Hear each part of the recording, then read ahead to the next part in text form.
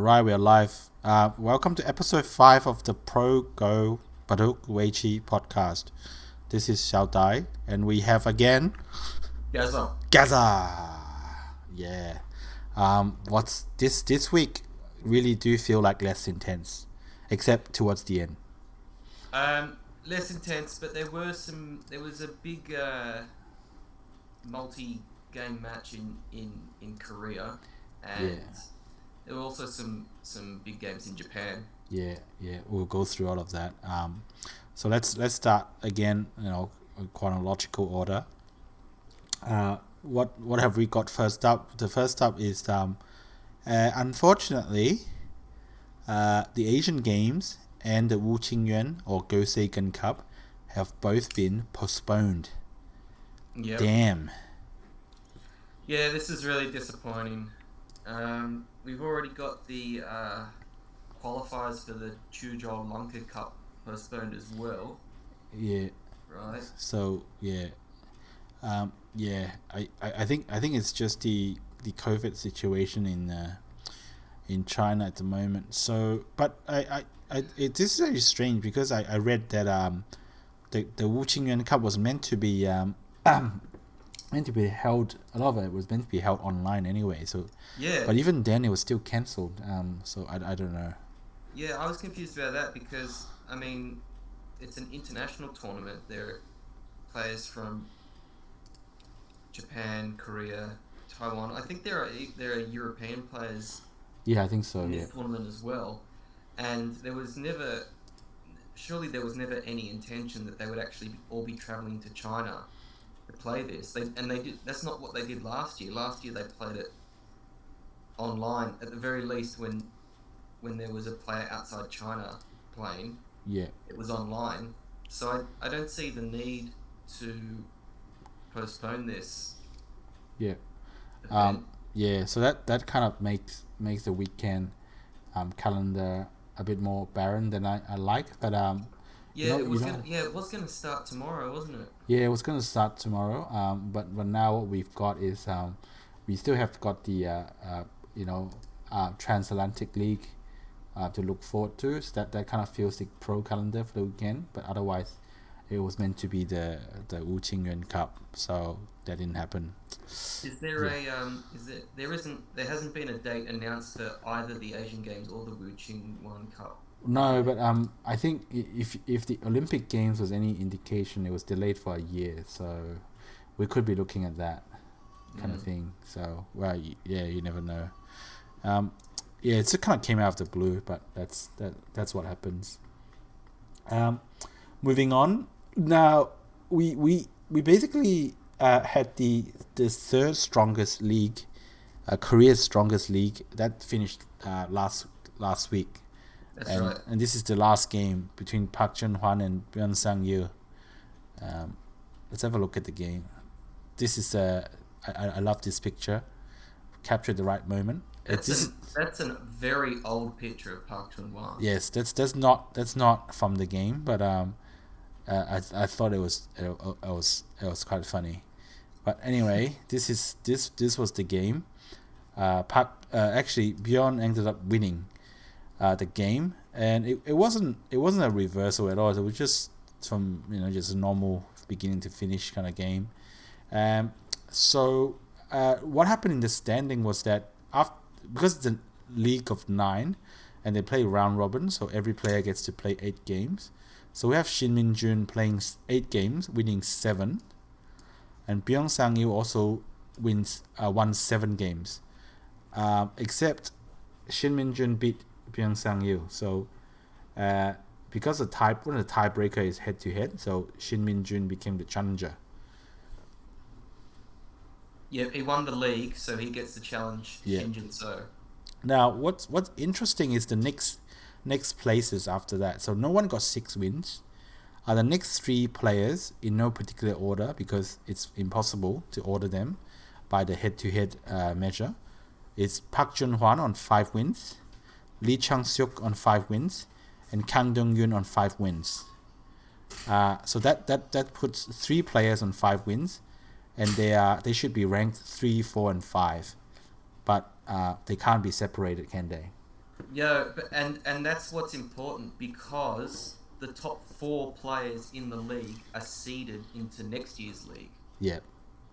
Whereas anyone below the top 4 has to requalify. Yeah. So with 3 players in position 3 to 5, tied, one of them has to miss out. Yeah. But not normally if you know, 2 of the players have beaten one of them, then by head to head maybe that last guy would just get eliminated. But that's really isn't what happened. It's actually quite complicated, isn't it? Well, yeah, the head to head is because Park Chun-wan beat Kang Dong-yoon. Kang Dong-yoon beat Lee Chang-suk, and Lee Chang-suk beat Park Chun-wan. So it's by head to head, they're all tied as well. Yeah, so it's like a paper rock scissors kind of thing. Yeah. So how did they? So what's the plan? How are they going to separate? Well, initially there was some confusion as to what was going to happen, but I think it got to a point where I think even the organizers were confused. So they decided they have to do a playoff, and they had a draw. So basically, these 3 players, they'll go to a playoff, and I'm not really sure if the playoff format was kind of thought through before this happened. Like but there's going to be a playoff, and they had a draw, and what's going to happen is Lee Chang-suk is going to play Park Chun-hwan first. I can't remember the exact date. It might be the 15th of May. And I'll quickly check the date. Yeah. It's on here. It's the 16th. 16th. Okay, so I'm 1 day off. So so Park Chun-hwan will play Lee Chang-suk. The loser will then play Kang Dong-yoon. The loser of that game is the one that gets relegated. Right. So Kang got the short straw. He only has 1 bite of the cherry. Yes. Yeah, that's a bit unfortunate. So that's what. I mean, he just needs to win. Yeah. Yeah. So again, none of these games will have any impact on who wins the tournament. Yeah. Because Shin Min-jun has already been determined to be the challenger. But yeah, all of these players will be trying to not have to requalify because it is a very difficult tournament to qualify for. There's only 4 spots available every year. Yeah. And a wild card. Yeah. And as you saw this year, the 4 qualifiers weren't particularly high ranked players. Meaning the high ranked players found it very difficult to qualify. It's definitely not an automatic thing to do in this tournament. Yep. And they didn't do particularly well, except Lee Chang-suk got a wild card, so that was that. So and Lee Cho Han-seong, he got 0 wins out of 8. So that's that. So that's the conclusion to the 3rd strongest league. Sun Min-jun. So we've still got those playoff games for the relegation spot and the final. Yeah, and the final. The actual match. The actual match. So the league is gone. So Shin Min-jun will challenge Shin Jinseo in the best of 5. So that's what's going to happen. I don't know when that starts. It's not for a while. I really don't know. Yeah, it's not this month. No. Yeah. So it actually starts. It starts on the 2nd of June. Yeah, 2nd of June. Yeah. So looking forward to that. I'm secretly hoping to see that Shin Min-jun will do another giant killing, and see It's a best of 5, so it's tougher. Yeah. It's harder to do. Yeah. So let's see what we get out of that. So now this is an interesting tidbit. So apparently in the post game interview, so for those of you who can see what's in front of me, you can see that the hairstyle of Byun Sang-il here. So it's like it's kind of hair, coming across the forehead and covering it. It's kind of longish, not that long, but covered the forehead in a kind of like a curled way. But that's not how his hairstyle looks normally, which is what I have on the screen now is his kind of normal hairstyle. So apparently, at the end of the game, one of the hosts asked if Bjorn, had specifically, done his hair for the strongest league final game, and the interview got kind of awkward because Byung Seung-yeol apparently was like, I had changed my hairstyle. I didn't know that. It was just naturally became like this. So that was the interesting bit from the interview. Yeah. And this is one of the moves from the game where Byung Seung-yeol did a one-line jump. So obviously, if you're interested, you can look at the key for this game and see, the commentary about that. So apparently, the commentator Song Tai-kun said that this is the game-winning move.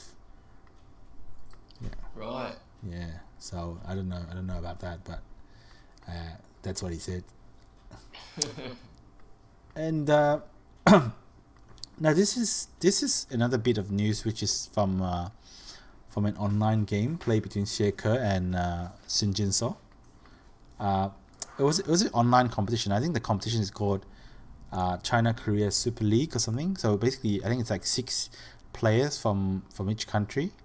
I think they play on Thai Gem, or the Chinese platform equivalent of Thai Gem. This is a Thai Gem. Yeah, it might be a Thai Gem thing.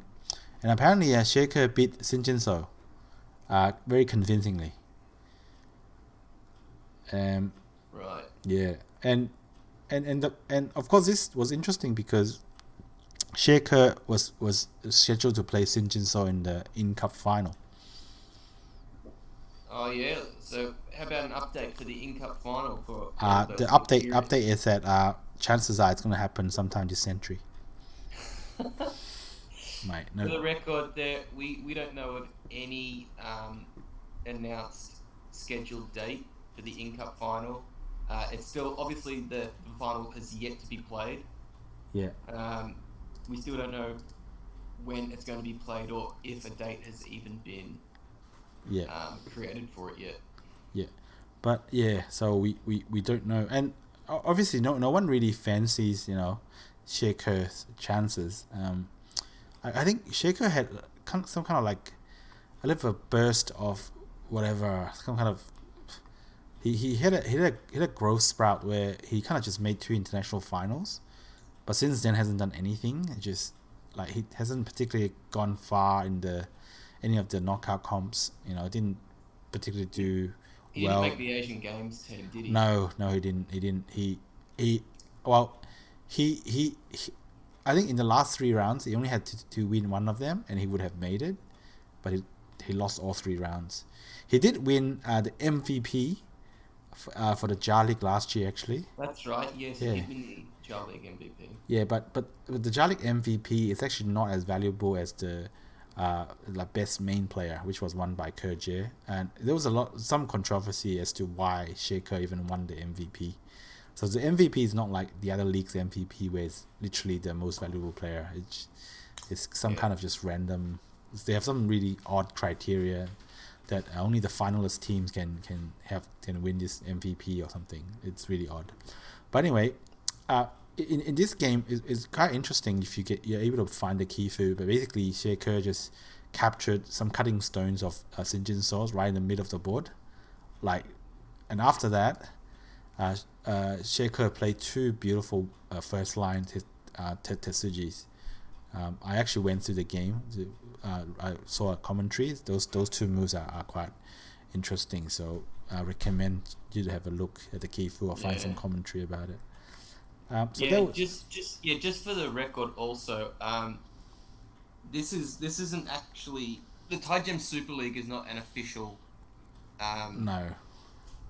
tournament. It's not, and these aren't official games. They don't count for the players' records. No. So Shin Jinseo's streak against Chinese players is still active. Yes.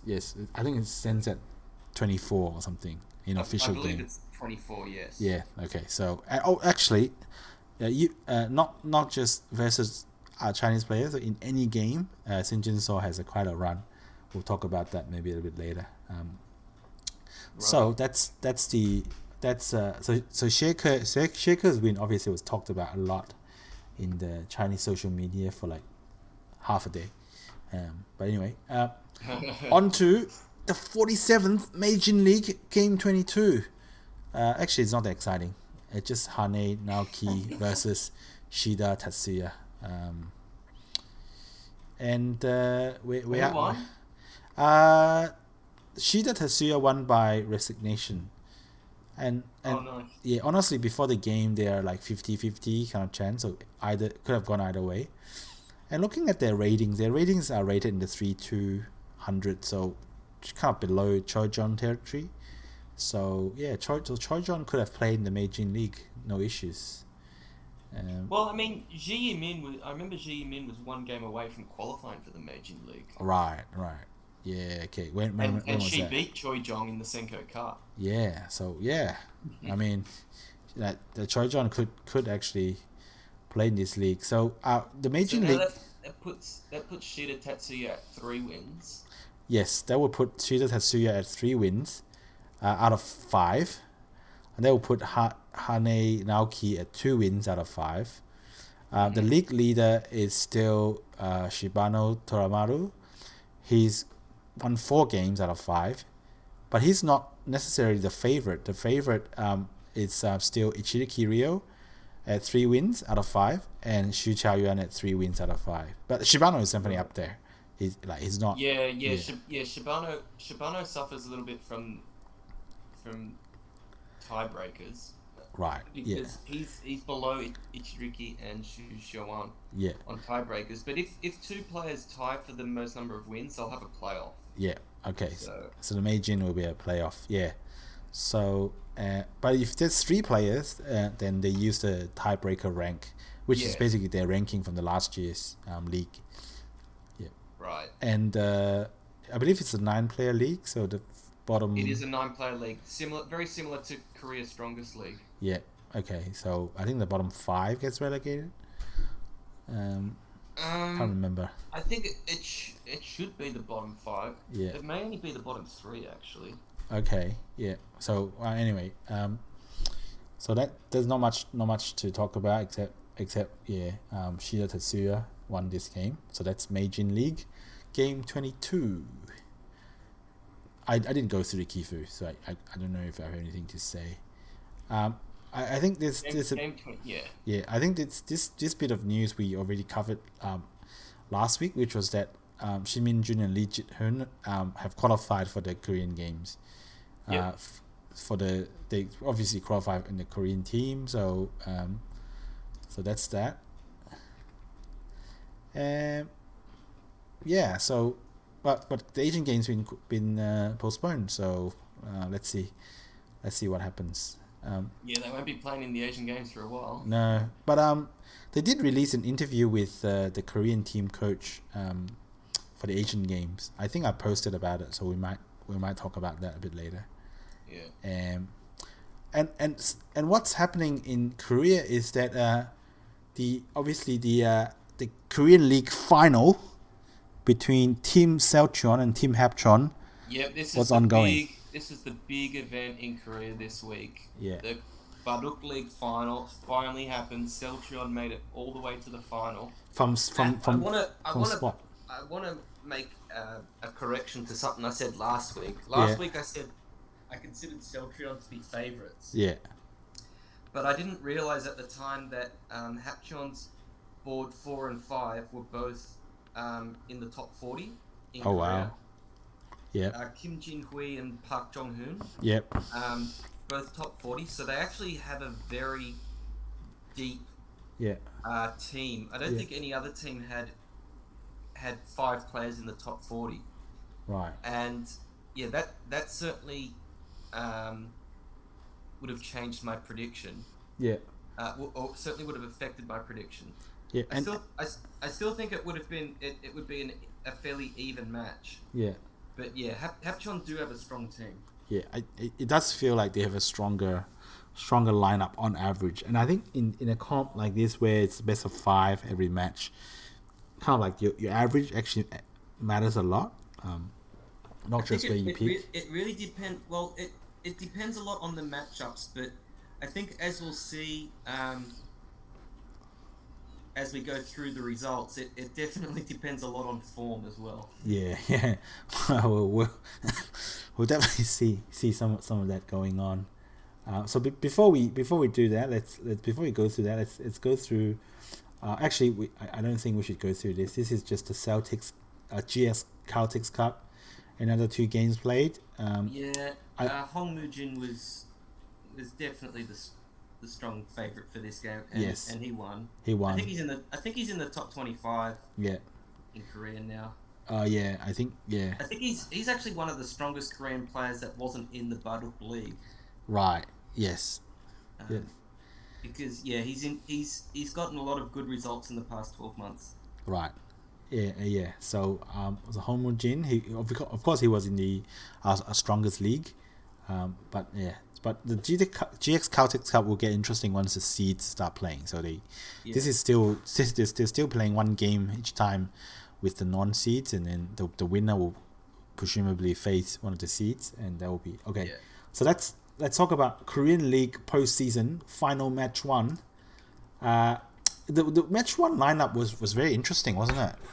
Yeah. So I had a theory for this. So firstly, the first observation was that just to clarify again, it's each of these matches is a best of 5. So 5 players versus 5 players. So whichever team wins 3 boards wins. They only start with the first 3 boards. Yeah. And then if it's 2-1, after that, they play board 4. And then if it's 2-2 after 4 boards, they play board 5. Yeah. The interesting thing here was that Shin Jinseo was not one of the first 3 boards for Team Celtrion. No. But which I hadn't seen. Well, it definitely hadn't happened in these playoffs. Yeah. It may have happened in the regular season, but it hadn't happened in the playoffs until now. And I have a theory for this. I think that Team Celtrion were expecting Park Chun-hwan of Team Hatcheon to not be on the first 3 boards. Right. Because he played Byun Sang-gil like the previous day. And he probably wanted to get a bit more rest. Yeah. Or a bit more of a break before he played in this match. Yeah. So they were banking on Park Chun-hwan to not be in the first 3 boards. So they wanted Shin Jinseo to play against Park Chun-hwan, so they kept Shin Jinseo off the first 3 boards as well. Yeah. And for that strategy to work, the first 3 board needs to have at least 1 win, yeah? Oh, yeah. Celtrion obviously have to win one of the first 3 boards, otherwise they stop. Otherwise, they lose 3-0, and they don't even play boards 4 or 5. But unfortunately, as we see, that's what happened. Celtrion lost all 3 boards. So board 1 was Park Jong-hoon. Yeah. Hapcheon's 5th player versus Yu Oh-seong, one of the Celtrion B League players. Yeah. So Park Jong-hoon was favoured to win that, and he did. Board 2 was Kang Seung-min from Celtrion versus Park Young-hoon. Yep. Hapcheon's number 2 player. Again, Hapcheon was favoured there, and they won that as well. Yep. So then it came down for Celtrion. It came down to board 3. Won Song-jin, Celtrion's number 2 player. Yep. Versus Kim Jin-hui, Hapcheon's number 4 player. Yeah. So Won Song-jin was favoured to win that. He was definitely expected to win that. But he lost. Yeah. Yeah, I don't remember the game, but yeah, he didn't win. Yeah. Because of that, not only did Celtrion lose the first match 3-0, but we were all denied the opportunity to see Shin Jinseo play, and possibly against Park Chun-hwan. Yeah, so that was a bit of a letdown for the match 1 now. Now apparently for Celtrion fans. For Celtrion fans, they'd be stoked. Yeah. So apparently, the team coach for Celtrion got got a lot of slack on social media after that arrangement. But I really don't blame him, because it looks like they didn't make it into the last 4 or 5 games, but it's if you notice, they didn't actually Hapcheon didn't actually play Park Chun-hwan on the first 3 boards. no. So Celltrion, if they wanted Shin Jinseo to play Park Chun-hwan, I mean, they made the right choice. It's just that Shin Jinseo's teammates couldn't deliver the goods. Yeah, no. So and that's going to be a little bit of a theme developing into the rest of the games, I guess. So that's final match 1, 3-0. Team Celltrion lost 3-0, and Park Jun-hwan nor Shin Jinseo got to play. So that was that. Yeah, but you have to win 3 matches to win. This is a best of 5. Win the league. So Celltrion are down 1-0, but there's still more matches to play. Yeah.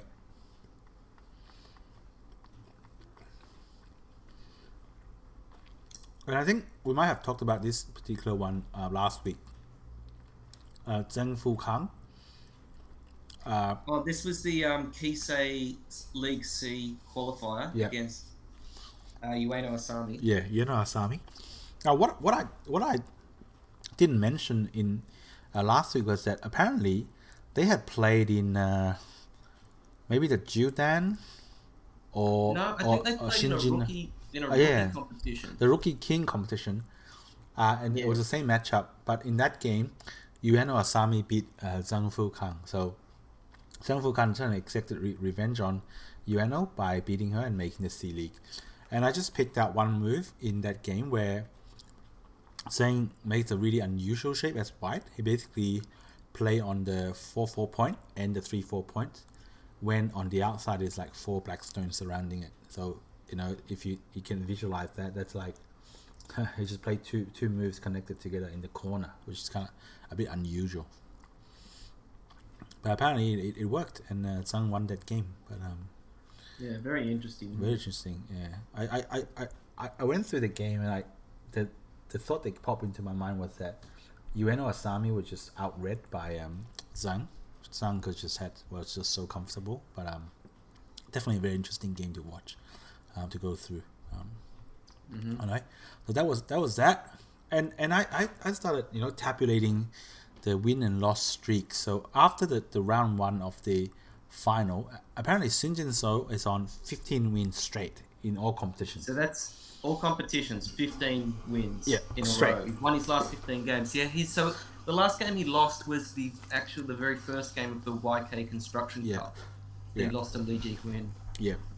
And also on the chart for most wins in most wins consecutive wins that are currently running, we also have 2 other or at least 2 other notable names. Shin Min-jun at 7, so he's in good form. He's gonna hopefully take that good form into the challenge for Shin Jinseo.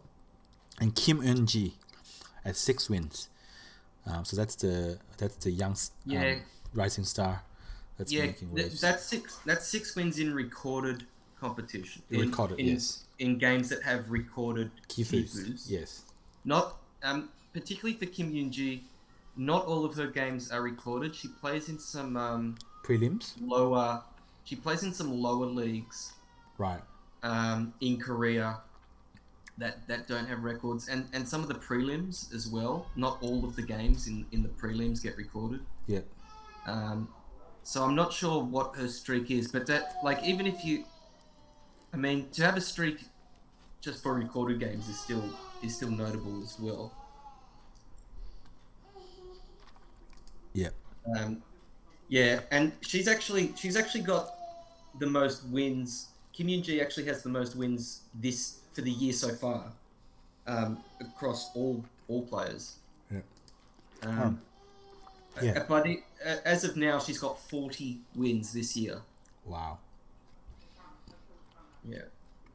Yeah. So that's that. But also in the losing streaks table, with Wen Songjin topping the table at 6 losses straight. So he's not in good form.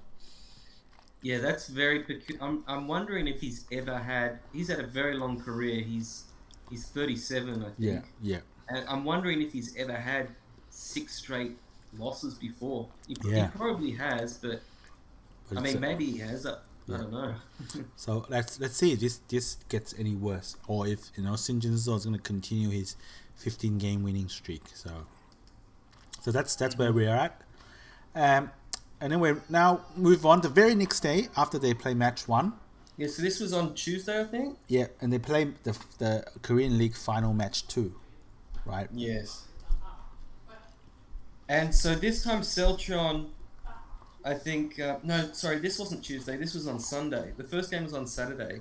Yeah. This match was on Sunday, and Celtron, Shin Jinseo decided, I'm going to play on the top 3 boards.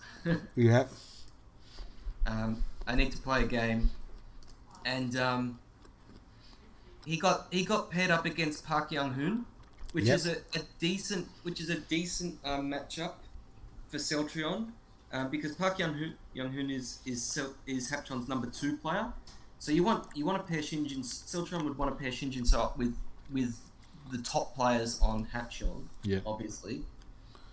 So getting paired up with Park Young-hoon is good, and it's actually quite curious because there were videos before the postseason started where all of the other teams were asked if they wanted to play against Shin Jinseo. Yeah. And I think every team said, no, we don't want to play against Shin Jinseo. It would be better if the weaker players were matched up against Shin Jinseo. Yeah. And except for Hapcheon's answer was different. Hapcheon basically just said, we're not sure. We don't even expect to have to play against Shin Jinseo, because of course Hapcheon were seeded directly into the final, whereas Celtron were had to fight all the way from the beginning of the playoffs. Yeah. Well, it was actually Park Young-hoon who said that. Right.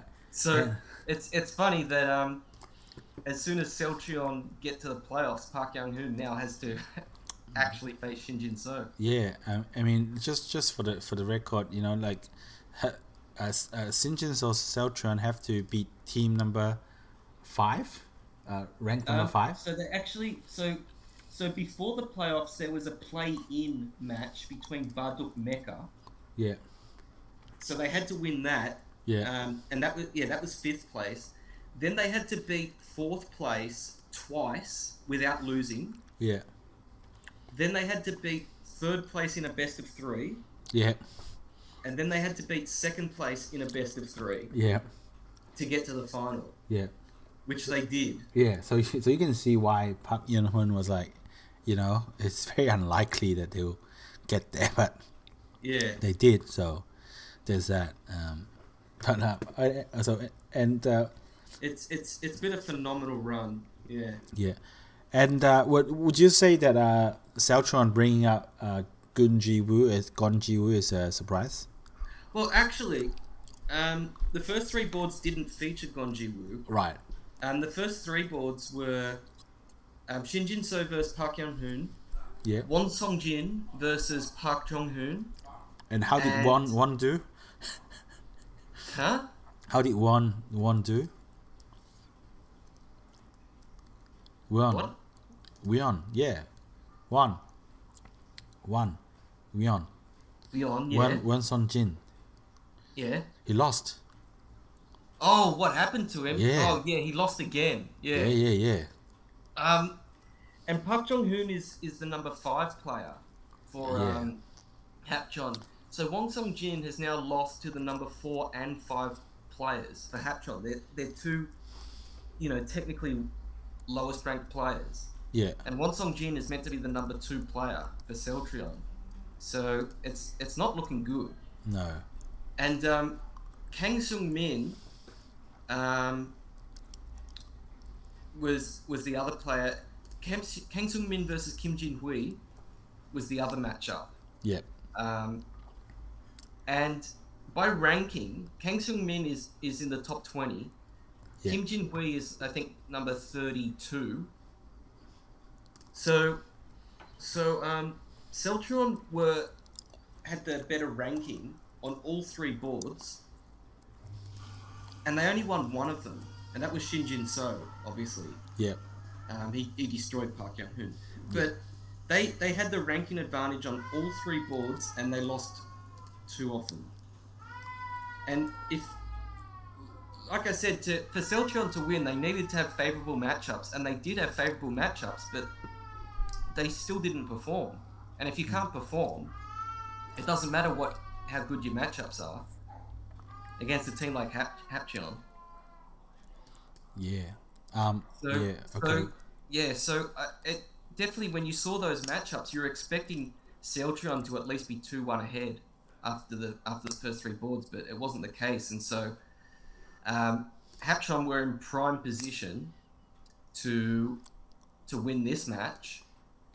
And then when board 4 was announced, and it was Gyeonggi Woo versus Park Jun-hwan, it was pretty much game over. Yeah, and you know, Gon really hasn't had a great league season. No, I did a little bit of research to see, you know, why Celltrion was so keen on keeping him this season. It turned out that last season he wasn't actually even drafted. Right. He was on the B team last season. He was on Celltrion's B team, and Celltrion's number 5 player wasn't doing too well. Yep. So they brought in Gyeonggi Woo. Similar to how they've been bringing in players like Lee Won-do this season. They brought in Gyeonggi Woo in place of the number 5. And last season, he ended up beating players like... He beat Byun Sang-gil, Moon Min-jung, Choi Jong, and Park Ha-min in the regular season.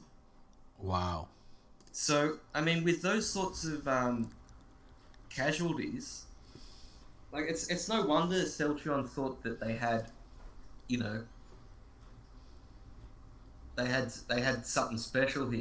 He actually went 5-1 in the regular season last season. Yeah. So that's pretty impressive, especially considering, you know, the level of his opposition. Yeah. So yeah, I'm not at all surprised that they actually decided to keep him in the team. Yeah. But yeah, this year his form has just completely disappeared. Yeah. He went 3-8 in the regular season, and this is actually his first game in the playoffs this season. After Celltrion have played, 8 or 9 games in the playoffs. Yeah. And this is the first time they brought him out. Yeah. So, oh wow. So it's been disappointing because it looked like he could be, you know, someone to follow in the footsteps of Shin Jinseo, for not just Celltrion but for Korean Baduk in general. Yeah. And yeah, he just hasn't risen to the occasion. He hasn't continued that impressive form that he displayed last year. I think he also won an award last year for rising talent. Right. At the end of year awards. Yeah. But I think so it is disappointing. Yeah, he probably got still got some way to go. Yes. And obviously, so Park Jun-hwan did win that game, and so Hapcheon won this match 3-1, and that means that they're ahead 2 matches to 0. So now Celltrion need to win all 3 of the remaining matches to win the title. Yeah. Yeah. So that's not looking good for Celltrion. No, it's not. So that's match number 2 in the league. And we'll see the rest of the league, and we have here some pictures from the game 2 of the league, and we're just going through that. None of them very interesting, except the other players, they play with masks on. I think that's a rule. Right. I've been watching streamed games, you know, as often as I can, and they always wear masks when it's face to face in Korea. Yeah. Yeah. Right. And also during the week, it was I believe might have been the 8th of May, or that's actually the day on which Fujisawa Hideyuki passed away 13 years ago. So he was the first Kisei, and he held the Kisei for 6 terms. And he's got really good friends in the Chinese Weiqi and Korean Baduk community. He's actually really well liked. So that was his he passed away 13 years ago. And before he died, he did some calligraphy as well, and that was the result of it. What's on screen? Isn't he Fujisawa Reina's grandfather? Yes, he is. So that's where the Fujisawa name came from. Yeah. So it's Fujisawa's grandfather. He's great friends with Cho Han-hyun. I read in Cho Han-hyun's autobiography that he just flew to Korea one day out of the blue just because he felt like it to see Cho Han-hyun, and they played Baduk in the hotel for 3 days straight. Quite a character, yeah. So, yeah, great guy. Well, wasn't he the first player to win the Meijin tournament as well? He might have been. I can't remember now. But I think he may have also won the first Tengen title. Yeah, he might have been. He's known for, trying things when they come out fresh, new. He's kind of known for that.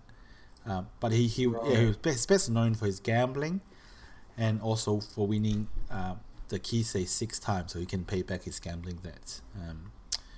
And I picked out his most famous game, one of his most famous moves. I think on 1978 March, 2nd of March, in the second Kisei final game 5, he played Kato Masao, and this game was very famous because he actually spent like almost 3 hours on one move. Yeah, he spent 3 hours. So. And after that, he made the jump, if you can see on screen. And basically, this move, he basically says he's read through all the variations, and this move will kill white. You can see here, there's a white dragon here that lives within the black's corner. And with this one move, and he actually did end up killing white. So that was probably one of his most famous moments. That's imagine thinking 3 hours for a move. Yeah, well, I mean, yeah. That's all your thinking time in some of the international tournaments now. So, gotta go. Yeah. It's not really possible nowadays unless you're playing in one of those 5-hour or 2-day games in Japan. Yeah, it's really only possible in Japan with those tournaments. Yeah. So, and we have an interesting article in the Chosun Daily, which I believe is one of the biggest newspapers in South Korea. Younggil got interviewed in the daily newspaper. Oh, that's great. Yeah. For those curious, who is Younggil, and why is he so? Why is he so big? He's big because obviously he used to he wrote the book on called Relentless together with David Omeron. The book Relentless is about Juban Go between Guli and Lee Sado. And Younggil, just in general, just very famous in the international Go community for his efforts in popularizing Go, including having some Go websites in the past, and also he basically teaches Go regularly with the Australian Go Association. Yes, he's actually the national coach for the Australian Go team. And basically, in the interview, which is the link is in the Pro Weiqi subreddit, he says that popularization of Baduk is more rewarding than playing, and he's been doing essentially a lot of popularization of Baduk overseas. So yeah. Yeah, Younggil I think he's the only professional that I've ever actually met. Right. And he's such a nice bloke. Yeah, and he's been so supportive and great at promoting Go in Australia as well. And it's just been a real pleasure to have a professional like him in Australia, to learn from and to give explanations about games and and sometimes he even goes over my games, and I'm like a really bad player. Nah. it's just amazing to have someone like him in the community. Yeah, definitely. So awesome bloke, my favorite, and I believe Younggil has a very positive record versus Kisei though. He was 4-1, 4 wins, 1 loss, or was it? Yeah, I think that was it. Something like that. That which is kind of crazy if you think about it. And Younggil also, I believe, made one of the international tournaments by going through a very tough qualification campaign. Yeah, he made the LG Cup. Yeah, so if you look at the LG Cup that we covered, they literally have hundreds of players, vying for 7 spots. So it's getting through that qualification is a huge achievement in itself. So it's really great. So really, really awesome player. Yay! And we're gonna switch pace a little bit to Taiwan. Now Chen Qirui, he won the Shiduan, which is like a knockout competition, and basically by winning the competition, he earns the right to challenge the current Shiduan, which is Xu Haohong. And we actually will see. It's a major in Taiwan. Yeah, it's one of 9 professional competitions, and this is a title. So it's Shiduan is a title. It's the same as Tengen in. No, it's the same as Judan in Japan. So yeah, it's a title. Right. So and we'll see the results of the first game of this one as well. Chen Qirui, of course, is a very young player from Taiwan. But Xu Haohong, of course, has been the top Taiwanese player for a while, and he was born in 2001. He might be the strongest player to have born, in the year 2001, like anywhere in the world. So we talked about Xu quite a bit already. Every time basically Taiwanese girl comes into the picture. Right. Yeah. So that's that. And now on to game 3 of the Korean Baduk League. Match 3. So if Hapcheon wins this match, they win the title. Yeah. Now this was a bit shall we say the first 3 boards. Yeah. What was okay, let's check out the first 3 boards for match 3. Yeah. So board 1 was Shin Jinseo versus Kim Jin-hui. Yep. So they brought out Shin Jinseo again, obviously. Yeah. Hoping to tag someone strong, but no, they got Hapcheon's number 4 player, Kim Jin-hui. Yep. Who obviously is a good player, but they didn't want to be pairing Shin Jinseo up with him. Yeah. Anyway, Shin Jinseo won that game. Convincingly. Yeah. And I think that brings him up to 26 wins this season and 0 losses in the Korean Baduk League. Yes. So that was impressive. Yes. Board 2 was Won Song Jin. Yep. Against Na Huin. So this is Hapcheon's number 3 player. Yeah. So he's tried against their number 4, he lost. Number 5, he lost. So this is their number 3 player, and this is actually Na Huin's first game in these finals. Right. And did Won Seong Jin manage to overcome his drop in form and beat Na Huin? Well, no, he lost. The answer is no.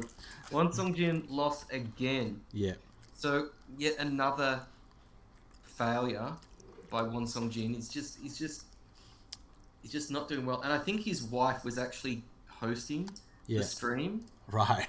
On Baduk TV. Yeah. Which I thought was strange, because usually when I've seen Won Song Jin playing, it's someone else that's hosting. I always assumed it was just an agreement that his wife wouldn't host when he was playing. Yeah. But clearly that wasn't the case. His wife hosted and he lost.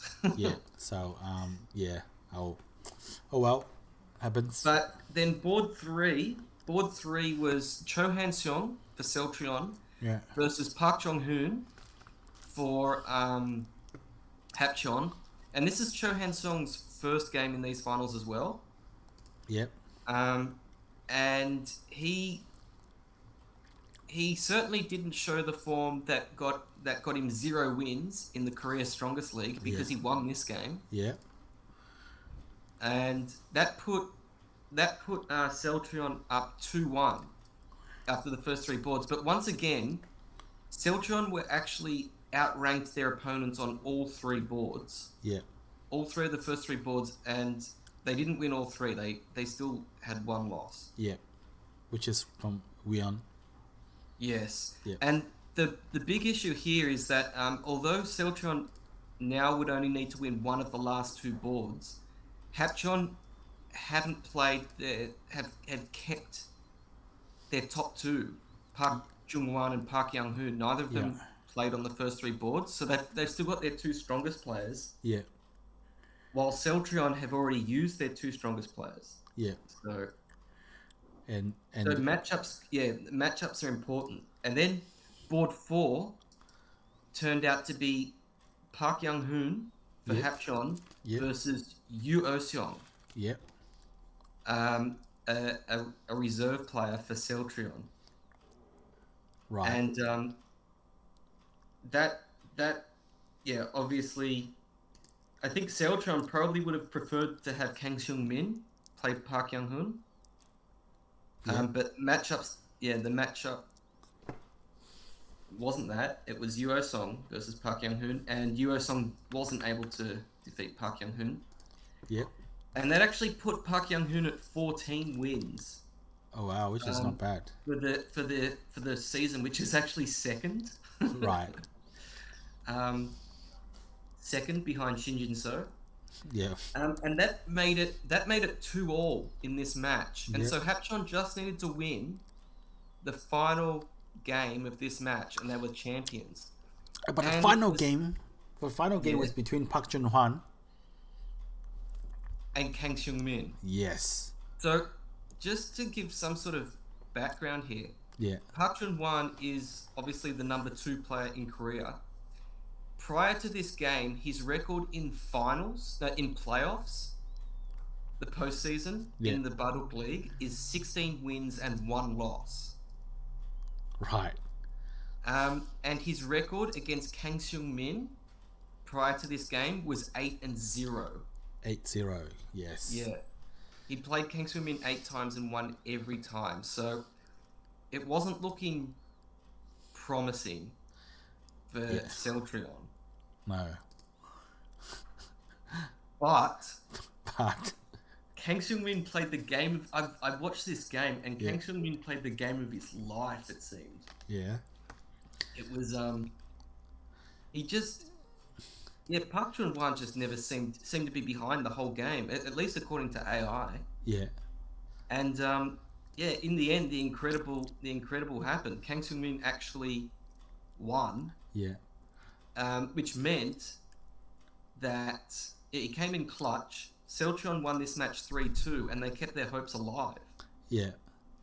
It's just insane. Like, it's insane. Surely they can't go on to win the league. Wow. You never know. It's just like, I thought it was all over once. I actually thought it was all over once the board 4 pairing happened, because then you already knew that Kang Seung-min was going to have to play Park Jun-hwan. Yeah. But yeah, Kang Seung-min, he's probably kept his spot on the team for next season now with that win. Yeah. So that means that so it's now 2 matches to 1 to Hapcheon. And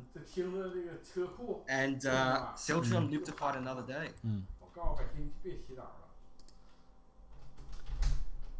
So alright, so we finished talking about final match 3 of the Korean League. So let's keep going. Where are we now? We're like, now we after game 3, Shin Jinseo, because he won again, so his win streak been extended to 16 games. Unfortunately for Won Sung-jin, his losing streak also increased to 7. So two Korean players are topping the charts for consecutive win streaks and losing streaks at this point. So let's see if Shin Jinseo can continue his great run. Shin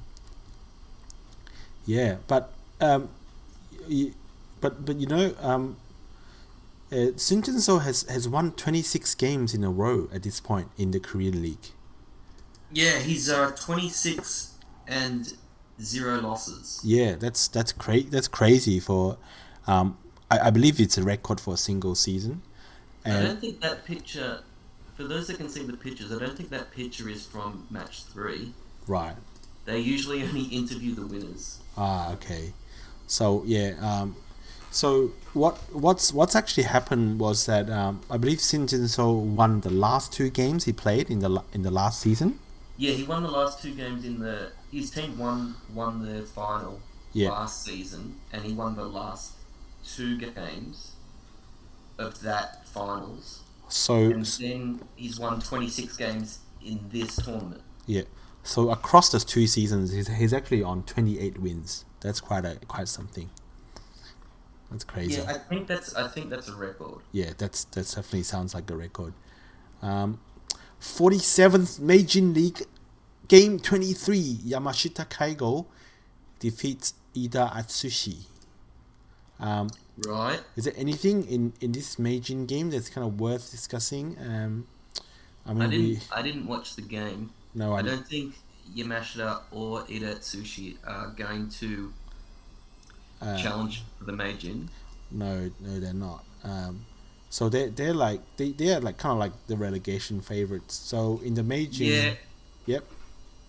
I did do a little bit of research here, and only the bottom 3 get relegated. Oh yes. Well, by relegation, what we mean is that the bottom 3 have to re-qualify next season. Yes, so they may come back to the league, but they have to play in a knockout. The top 6 don't have to. Yeah, the top 6 will stay in the league the next season, and so that means there's only 3 qualification spots every year. Right. Okay. So I mean, the Meijin League is where the top 4, apart from Yamayuta, is kind of leading the league. So let's see. It might just get more interesting as the games go on. And we also have the Kisei S League. Another game happened in the Kisei S League. This time, the 2 Taiwanese-born players face off in the game. I believe this is only the second game in the S League, in the Kisei S League this year. Yes, it is. I think we both saw the Kifu of this game. I would say that. How would you describe this game? I don't think it was a very exciting game. Yeah. I don't actually recall it. I do remember following it, but I don't think it was particularly notable. Yeah. So I think one move kind of stood out to me in this game is kind of after Shu, which is white, played here. Like it kind of stood out to me because there's so many black stones around, and white just played fairly deep inside one of a black's moyo, and whatever it was, and the next move is kind of what surprised me because you actually just play under kind of defensively. I guess Shu is looking at the cut here, but my first thought was, given that there's so many black stones around, this is too passive. I was hoping Hugh would actually play on top and just cover the white stones and start attacking. But this move kind of sums up the game for me. It looked like Shu just led from beginning to end. There wasn't really much in it for you. So that was a bit of a disappointment for me. Well, these games are 5 hours each. Yeah. So I don't recall how long each move was played. Yeah. Actually, I don't think there was a live stream of this game. Right. So. Yeah. I think there was a live Kifu, but there wasn't a live stream. Yeah. So it's hard to know how long they take for certain moves, but yeah, presumably Uenji analyzed, covering from the top Yeah. and decided that it didn't work. Yeah. But whatever the case may be, kind of they just didn't feel like you had any kind of fighting chance in that game. So, but very early days in the Kisei S League. It is only a 6-person league. In the first game, a little bit of a surprise. Yama lost to Hane, Kakao Shinji. Yeah. So, but anyway, we'll I hope the S League gets interesting to see who gets to challenge Ichiriki this time. Now, it's kind of becoming a little bit of a theme now because we're gonna move into Honinbo Finals Game 1, the 77th Honinbo. This is where Yama Yuta take on Ichiriki challenge Yama Yuta for the Honinbo title, and of course, yeah. Yep. And I was going to say that Ichiriki have just taken the Kisei title from Yama. That's why Yama ends up in the S League. So this is they're fighting it out another time, best of 7. And how long are these each game? These games are the big 3 titles in Japan are always play over 2 days each game. So I think. And notably, I believe this is the first 2-day game since we started this podcast. Oh wow, is that right? That's crazy. I think so. Yeah, all right. Crazy, yeah. The last 2-day game would have been Kisei Game 7. Yeah. So, well. So this is, yeah. But this. So, I just took a screenshot of the live stream where they had a kind of like a wide angle and they had in the picture both players, and on the left is the Kifu recorder and the time recorder. I think that guy might be falling asleep. So yeah, so I thought this is a really nice shot, so I took a shot of it. Well, since we're still on the topic, should we go over day 1 of the Honinbo? Yeah, we should go over the day 1 of Honinbo. So, in the day 1, what's anything you wanted to say that's kind of notable? You want to say anything about the Honinbo game? Regarding these 2-day games, something that I've noticed is that they usually play less than 100 moves in the first day. Yeah. So the games are the time limit is 8 hours each. Yep. But it's over 2 days, and they usually play somewhere between 7 to 8 hours on the first day. Yeah. And then they play however long it takes to finish off the game on the second day. Yeah. Now this one, I think that they only played they played a little under 80 moves. I think they played 79 moves, and then Ichiriki. The seal move was 80. Yeah, sealed move was move 80. Yeah. I felt that this was sometimes it feels like they play a little bit too slowly at the beginning. Yeah. But in this case, I felt that the number of moves was warranted. I felt that they got into quite complex and fighting positions quite early on in the game. Yeah. With many groups that haven't been completely settled. Yeah. So a lot of attacking, and obviously they can't afford to have any of their groups die. No.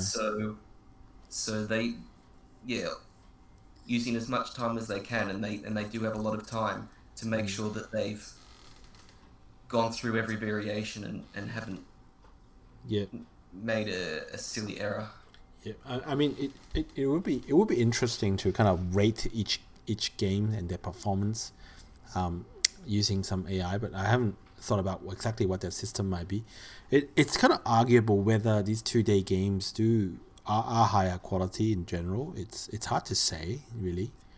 I do recall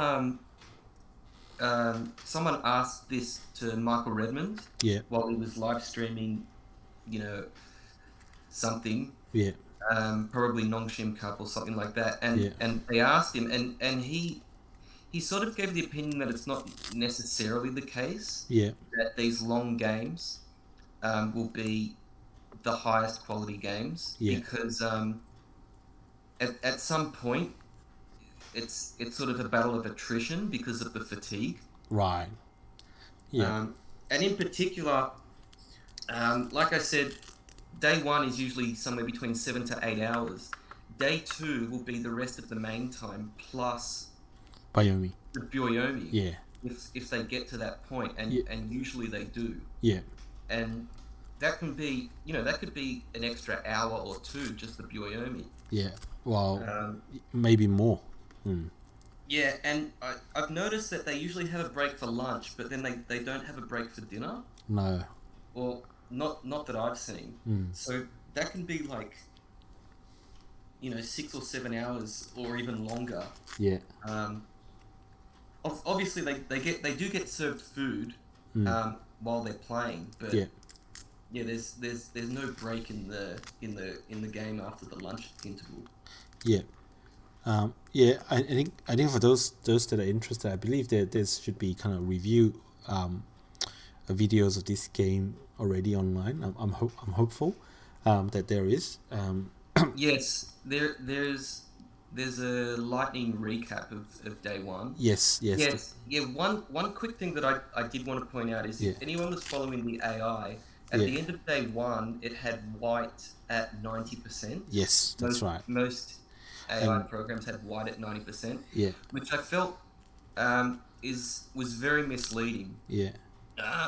It definitely, there was definitely a lot of play left, and the position was very complicated. I would say that white did well to navigate a lot of their groups. I felt that their stones on the right were in a little bit of danger, but Ichiriki dealt with those stones well, I felt, but still, I still thought that Iyama had a lot of chance to come back in the game. Yeah.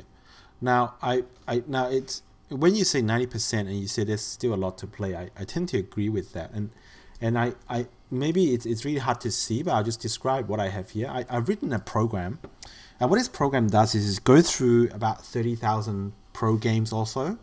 And basically, for each of those pro games, it kind of ran the AI analysis program on it to basically figure out what would be AI's prediction of the kind of the win percentage at each of the moves, and I just tabulated it.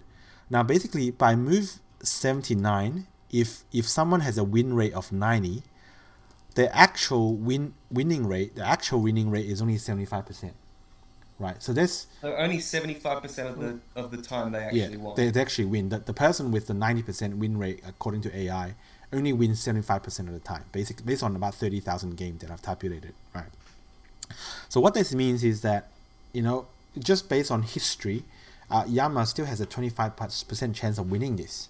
So really, I like basically, and I've been running this program for a lot of games, and it's actually not that uncommon to have a reversal at 90, 95%, 97%. It's actually quite common. I almost see that every week. That's something that I've noticed as well.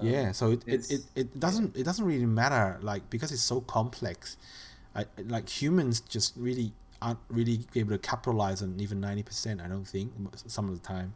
So yeah, I even though, like, when I analyze the game, and I thought, well, black is in at least 2 pieces, and they're not alive, and there's a scatter of black stones everywhere. They're not very strong.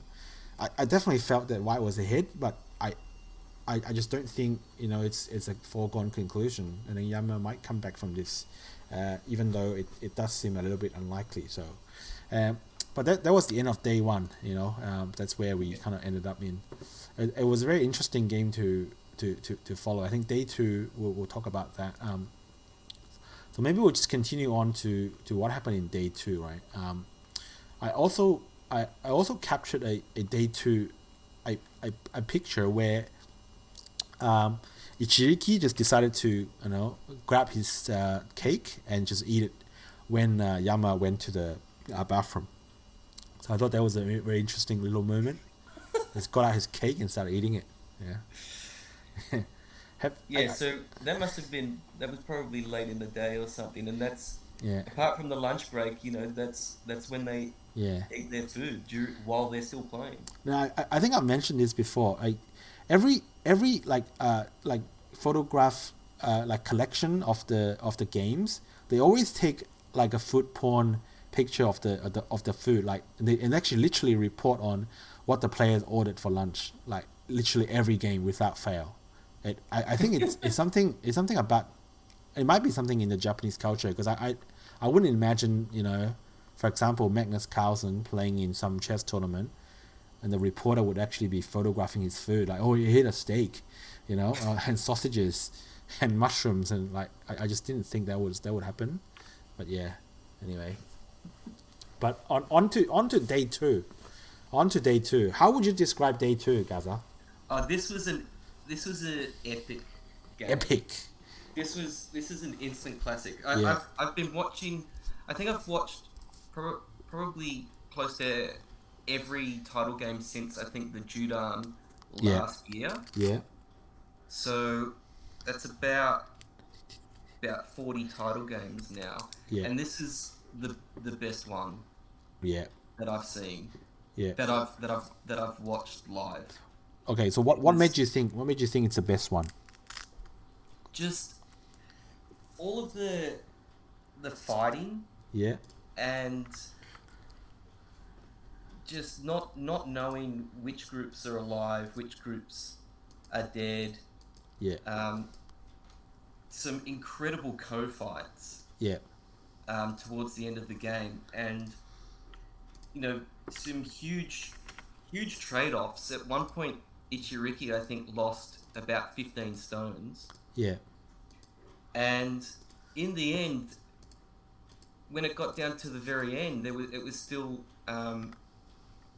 undecided, like who was winning. It was literally like a half-point game in the end. Yeah. Well, yeah. I think it went to it was very remarkable, because I think it was they have played cumulatively for more than 20 hours, and at that point, the win rate according to AI was still 50-50. Right. That was quite remarkable. Yeah, I think they started it. I think they start these games at 10 a.m. or maybe they started it at 9:30 on the second day. I'm not sure local time, and they didn't finish until over 12 hours later. Yeah. On day two. Yeah. So with the lunch break, they played for at least 11 hours on day two. Mm. Just crazy. Yeah, and there was also like a lightning recap of day two, but that lightning recap was so long that Reddit didn't allow it.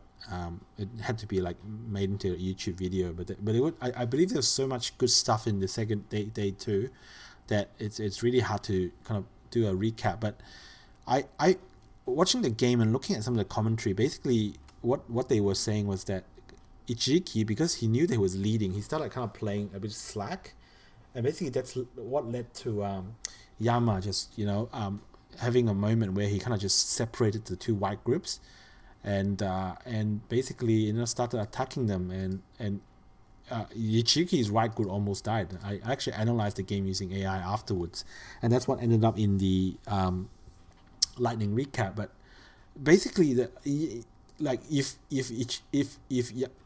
Yama Yuta wanted to kind of kill the group, he could have gone for a killing sequence, but it would be hard to kill the group because it would end up being a co. But this is the group on the right. Yeah, this is a group on the right. It's a huge group. If you watch the game, this is the part where it kind of like actually Yama Yuta could have destroyed his eye by playing in this area. Like, maybe for those who are not watching, you can't see it, but he could actually destroy that eye. But what will end up happening is that they will end up with in the capturing rate with the corner. So Yama decided not to kill it and just capture the tail, which is massive. But just imagine, like, Yama actually captured a massive tail, but the game still ended up being half a point game. So that kind of speaks to how much Ichiriki was leading in the earlier parts of the game. So, but and if you follow with AI, which for someone as bad at Go as I am, I kind of follow with AI to sort of at least understand what moves are good and what aren't. Yeah. In the very last co-fight, they actually AI was saying, I think for the last two co-threats that each of the players should have just ignored them. Right. Instead responding to the co-threats were like game-losing moves. Right. Yeah. But but the problem was at that point, both players had used up their entire main time and were both down to their last 1 minute Ueno. Yeah. So I'm guessing that they just didn't have enough time to determine, and they felt that responding to the co-threat was the safest choice. Yeah, and watching some of the co-threat that Yama chose, it definitely felt like that he's a bit more experienced. He kind of knew the psychological tricks, like what move would kind of give him just a tiny little bit of advantage, but would kind of scare the opponent, especially because they're like kind of in the Bayomi, and basically scare them into not giving up points here and there. And apparently this game was actually the record for the number of moves, the most number of moves in a title match. So I don't know, maybe in Honinbo. So I can't remember exactly what it was, but it was definitely some kind of a record. Okay, I believe it's the longest, the most number of moves in a game for a Honinbo title match. I believe that's the record that they broke. I think that the game ended up being 357 moves, if not more, because I think by the time this finished, it still had Yes, it was 357 moves, and then they had some. The rest of the moves were just filling in the dame. Yeah, right. So they probably filling in the dame probably would have broken the record, but that was the longest. As we saw, Yama only won by half a point, so one down, and hopefully we still have six games to go. But Yama is now leading this series. So that was the Honinbo. I think that's like the game of the month. For sure. It was just It was just pretty exciting. The crazy thing was that there was another epic game that day as well. Epic game that day. Yeah, we'll get to it soon. We'll get to it. So let's get to a little bit more light-hearted one. Actually maybe not so light-hearted, but basically South Korea's new president Yoon Suk Yeol. He's a Baduk friend, and he actually invited Shin Jinseo to his inauguration. This is quite something, right?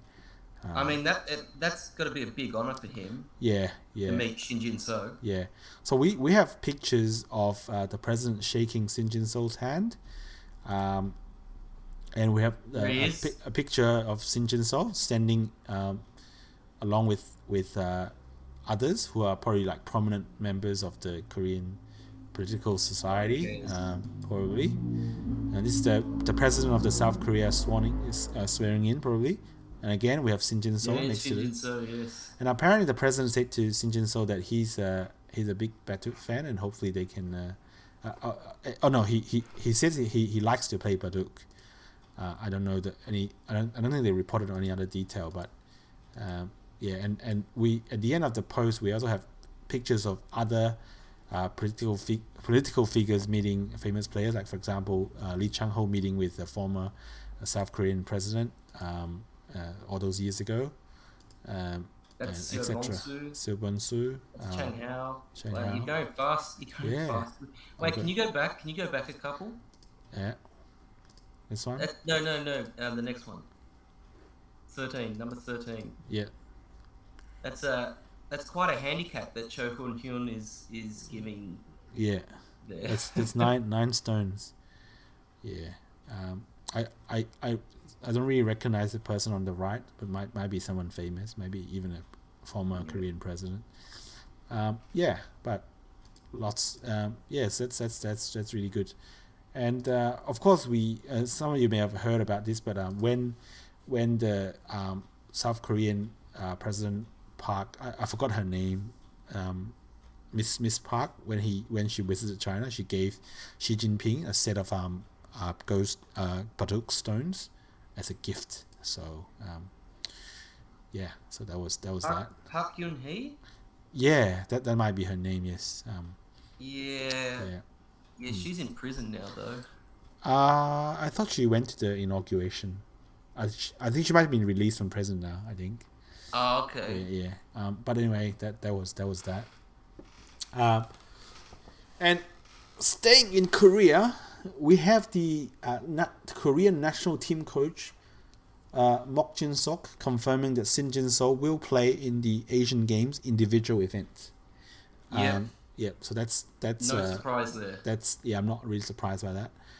What he did go on to also say was that Park Jun-hwan is not a guaranteed for the individual event. In fact, he will play a best of 3 with a player selected from the rest of the group of players that made the team. So we don't know who the second player for Korea is. I believe each country participating in the Asian Games can select up to 2 players for the individual events. So it will be Shin Jinseo. No word yet on. I'm surprised that they're even announcing this, because I'm sure that that he said this after the Asian Games were delayed. I believe so. Yes. So if they're delayed by up to a year, like the Olympics, like I would be surprised if Shin Jinseo was not still the undisputed number 1 in Korea in a year. Yeah. But Park Jun-hwan, I mean, he might not be the undisputed number 2 anymore. Well, yeah, I guess so, but but it's kind of like, I really don't know what's happened. They must be you might be right, but it's just maybe they've decided on it already and before they got the announcement. Not really sure, but I mean, it's probably it's a best of 3, so the strongest will probably win out in the end anyway. A higher chance of winning out than a one game, I guess. And Park is also seeded, so it's kind of like seeded into the final, so he's got the best chance out of all the players of making it.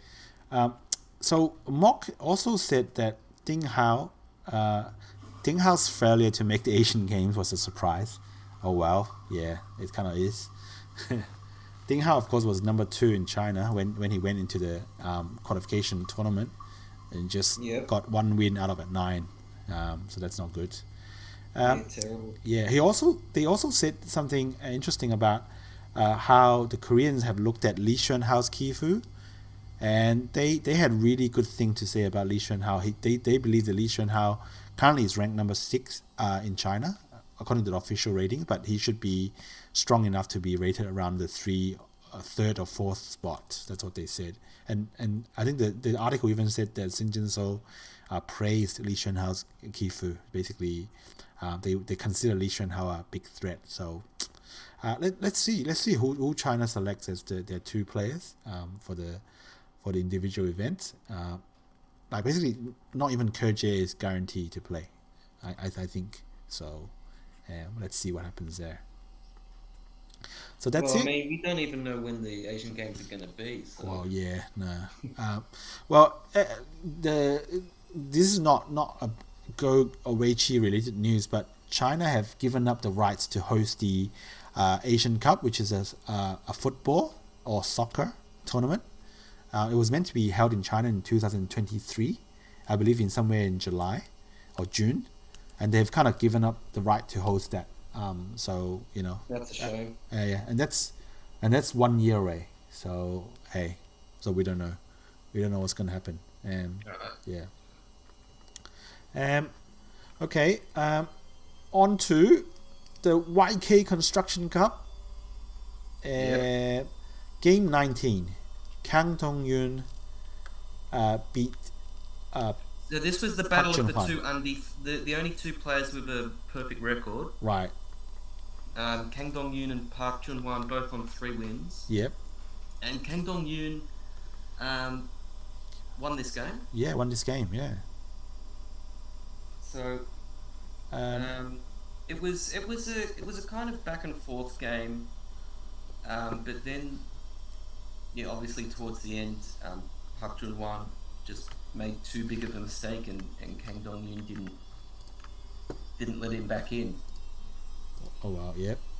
And that's sort of typical of these games with no main time and 1 minute Pyoyomis. Yeah. So anything can happen. Of course, we said this before, but Shin Jinseo lost the very first game. And what's interesting is that the person that beat him in the very first game, Lee Ji-hyun, he also played on the same day against Kim Se-dong, and he lost. He lost, yep. So I think that makes him one win and one three win. losses. He's played 4 times, but only 1 win. So so 1 win, 3 losses. That was against Shin Jinseo. Yeah, so his only win was against Shin Jinseo. That didn't go so well for him. I believe in this league the top 2 will play off. Last time I checked, the top 2 will play a best of 5 final. Right, that's great. So currently we're looking at Shin Jinseo. Even though he's lost 1 game already, he's still favorite. Kang Dong-yoon, now 4 wins out of 4, is actually got a 31% chance of winning it and a 55% chance of coming second. So by winning it and coming second, do you mean in the league? In the league, yes. Right. So he's got an 86% chance of making the final. Yeah, according to his rating and his upcoming schedule, yes. So that's well done. So let's see what happens. I think it's a very interesting game in this league. A bit later on, very interesting. We might talk about that in more detail. Yeah. So that's where we are at. And of course, the 21st Taiwan Tianyuan. The Tianyuan is the same as Tengen. This game 2. This is this is game 2 in a best of 7. And Wang Yuanjun just won the game by half a point against Xu Haohong. But of course, Xu is kind of the favorite. But they kind of even the score now at 1-1. So I didn't watch the game, but me neither. Yeah. So, but Xu is on 5 titles and Wang is on 3. So these are the best players in Taiwan. So let's see what happens there in the Taiwan Tianyuan. We went through their cake eating antics. Now, this is upcoming game. This game is Shin Jinseo vs Kim Eunji. So this game was played on the same day as Honinbo. Day 2. Yeah. And this game was a really interesting game. Yes. This was a very interesting day of Go. Yeah. Now let's look at now looking at their ratings points, right? Pre-game, Kim Eunji only has a 2% chance of winning. Yeah, right? so 1 in Kim 50 Eunji games. She's rated 105 in Korea. Yeah. When she was selected to participate in this tournament, she was outside the top 150. Yeah. Shin Jinseo has been, obviously, he's number 1 in Korea. He's been number 1 for the last 29 months. Yeah. I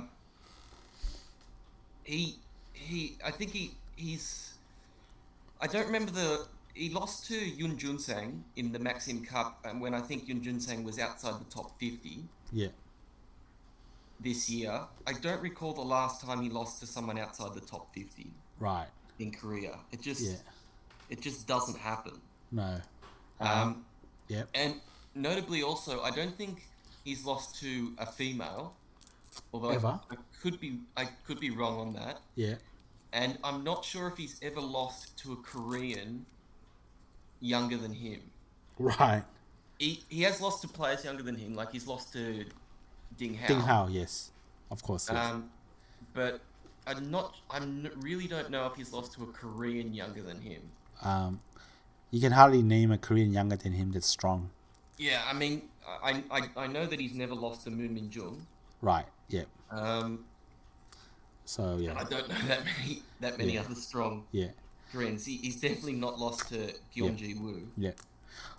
This is his first official game against Kim Younji. Yeah. Yeah. And even if the model is right, then Kim Eunji is only expected to win one game out of 50 against Shin Jinseo, right? One game out of 50. And if you look at the reversal percentage, so Shin Jinseo won, but it's a big reversal. It's a 93.3% reversal. Yeah, Shin Jinseo ended up winning, but that does not tell the whole story of this game. Correct. Because actually, in the game, move 88 was a big mistake by Shin Jinseo. When Shin Jinseo is white, by the way. So basically, in this game, we look at all the reports. When Shin Jinseo played 88, basically he's got two white groups, and the two white group is surrounding this black group. Now apparently this 88, if you can seal in this black group, then it's kind of okay move. But actually, black doesn't even have to respond. White can play one more move and still can't seal this black group. So what Kim Eunji did was she just kind of connected this black group here and threatening the whole white group at the bottom. And Shin Jinseo's move 88 actually can't seal in this black group. And when Shin Jinseo plays a move, she kind of seal it in, just hanes out. And now the black group hanes out, and there's a cut here that white just cannot protect. So white cannot cut and cannot hane, cannot do anything. So at this point, actually, Shin Jinseo was like 10% or something, or maybe even lower. So it was getting really bad for Shin Jinseo in this game, and Shin Jinseo even had to play one move here just so that these three cutting stones don't get captured, because black can just push through and capture these three cutting stones, and then this white cut doesn't work anymore. So like, I have to play like a move that's only worth nothing to just cut this off to stop to maintain this threat.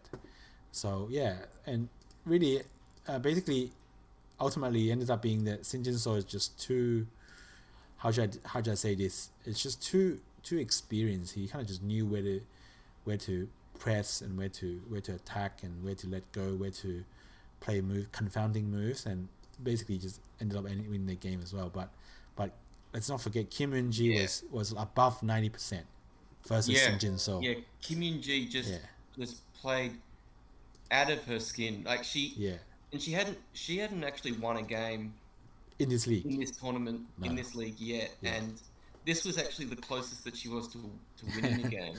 Yes. I wouldn't say that she choked or she blew it, because Shin Jinseo is the absolute best at playing when behind, according to AI. Right. Yeah.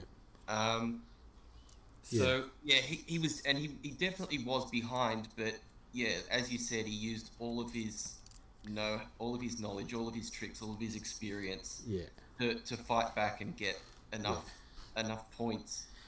And something I just want to point out something notable. Yeah.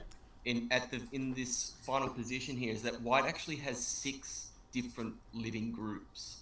Right.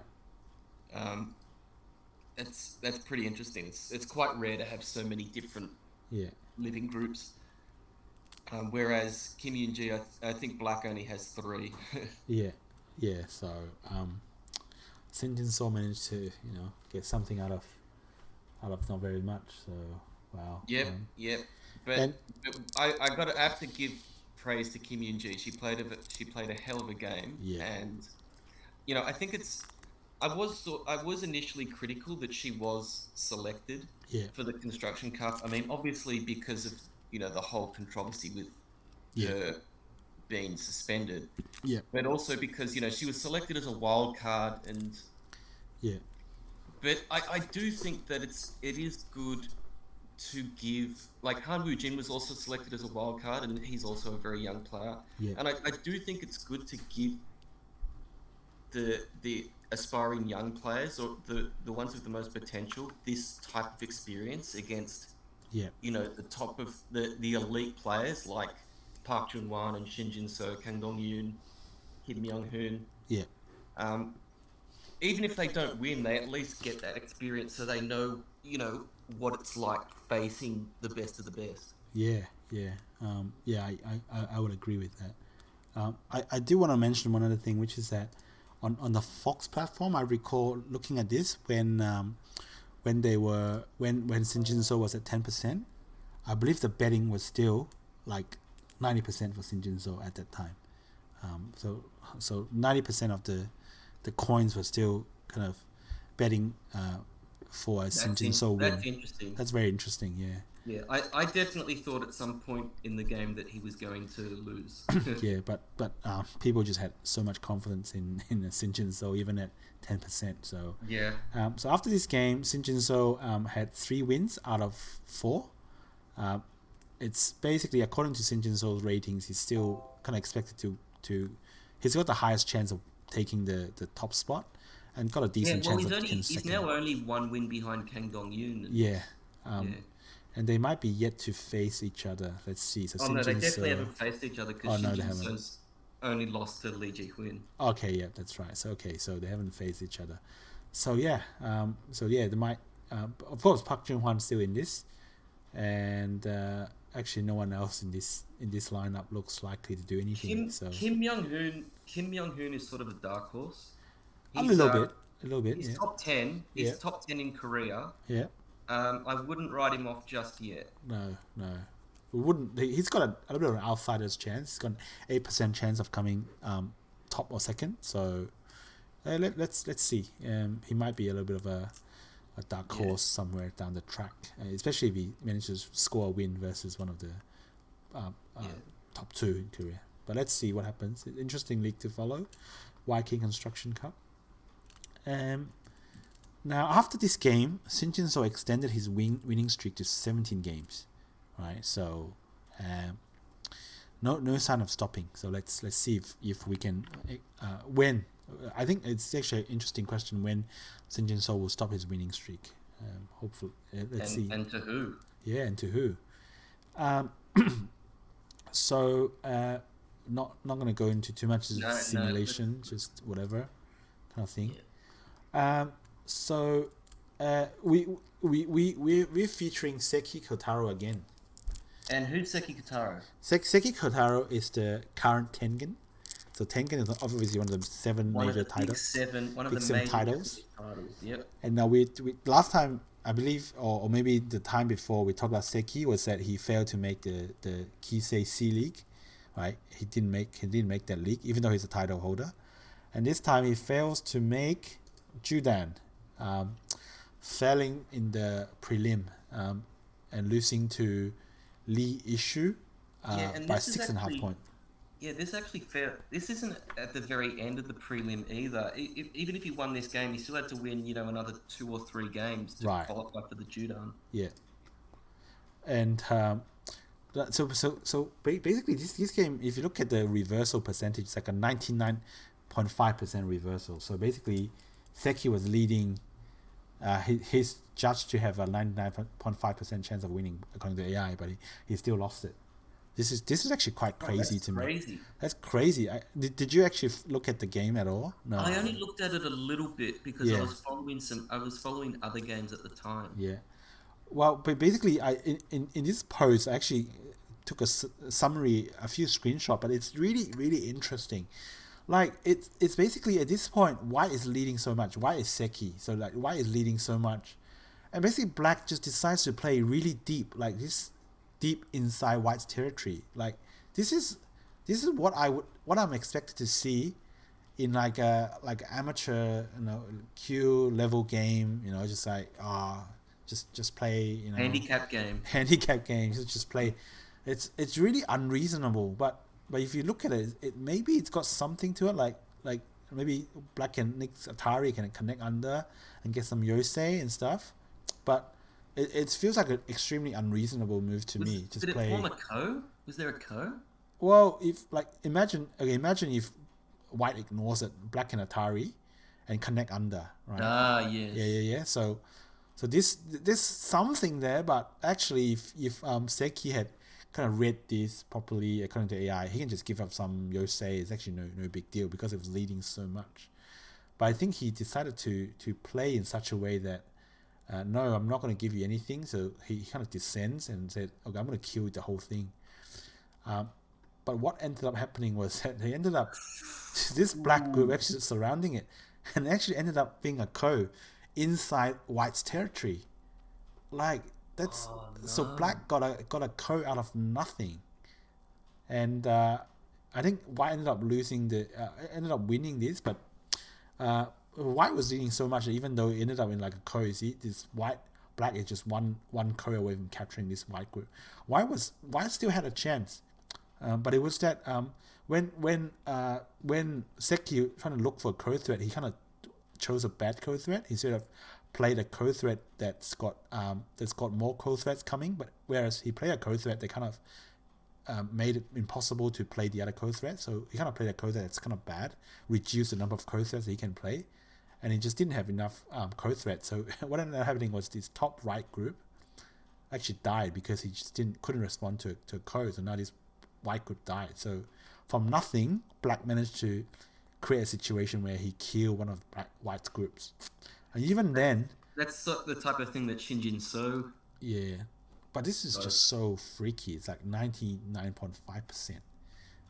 Well, credit to him credit to Lee Issue. Yeah, for finding this, for kind of finding something impossible. But that's the story of Seki Kotaro. It couldn't make another title proper, comp proper, even though he's a current title holder. Yeah, so, another notable casualty from the Judan prelims as well was Kono Rin. He also lost. Yeah, right. Okay. Yeah, no, people are not going to get this, but I think at some point people will realize that I'm not Kono Rin's biggest fan. At one point in the podcast, I might start ripping into him. So watch out. So that's why it's funny. For another podcast. Of course, we have another game in the Kisei S League. Yes. So this is the final game of round one, I guess. Yeah. It's only 3 games, so is it final game of round one? Oh yeah, okay. Yeah, six players. 6 players. Yes, that's right. So final game of round one, Shibano Toramaru versus Murakawa Daisuke. Daisuke was a previous title holder, but maybe past his prime. But anyway, Shibano defeated him in only 137 moves, and it was pretty dominant performance of the team. Yeah, this was a very easy game for Shibano. So good to see.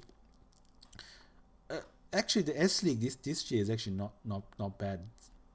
I say four of the 6 players have a genuine chance of challenging. So Shibano, Shu, and Takao Shinji have won 1 game, and Yama, Yujanchi, and Daisuke have one loss and no wins so far. Still very early. Very early, but let's keep watching this Kisei S League. Shin Jinseo, Rookie King, Ueno Asami defeats New Echo. New Echo is also a women player, and what's interesting about this particular Shin Jinseo, of course, it's kind of for under 25s in Japan. It's a strange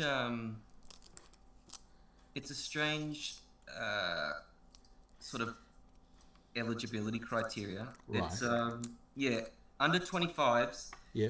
You have to be 6 dan or lower. Okay.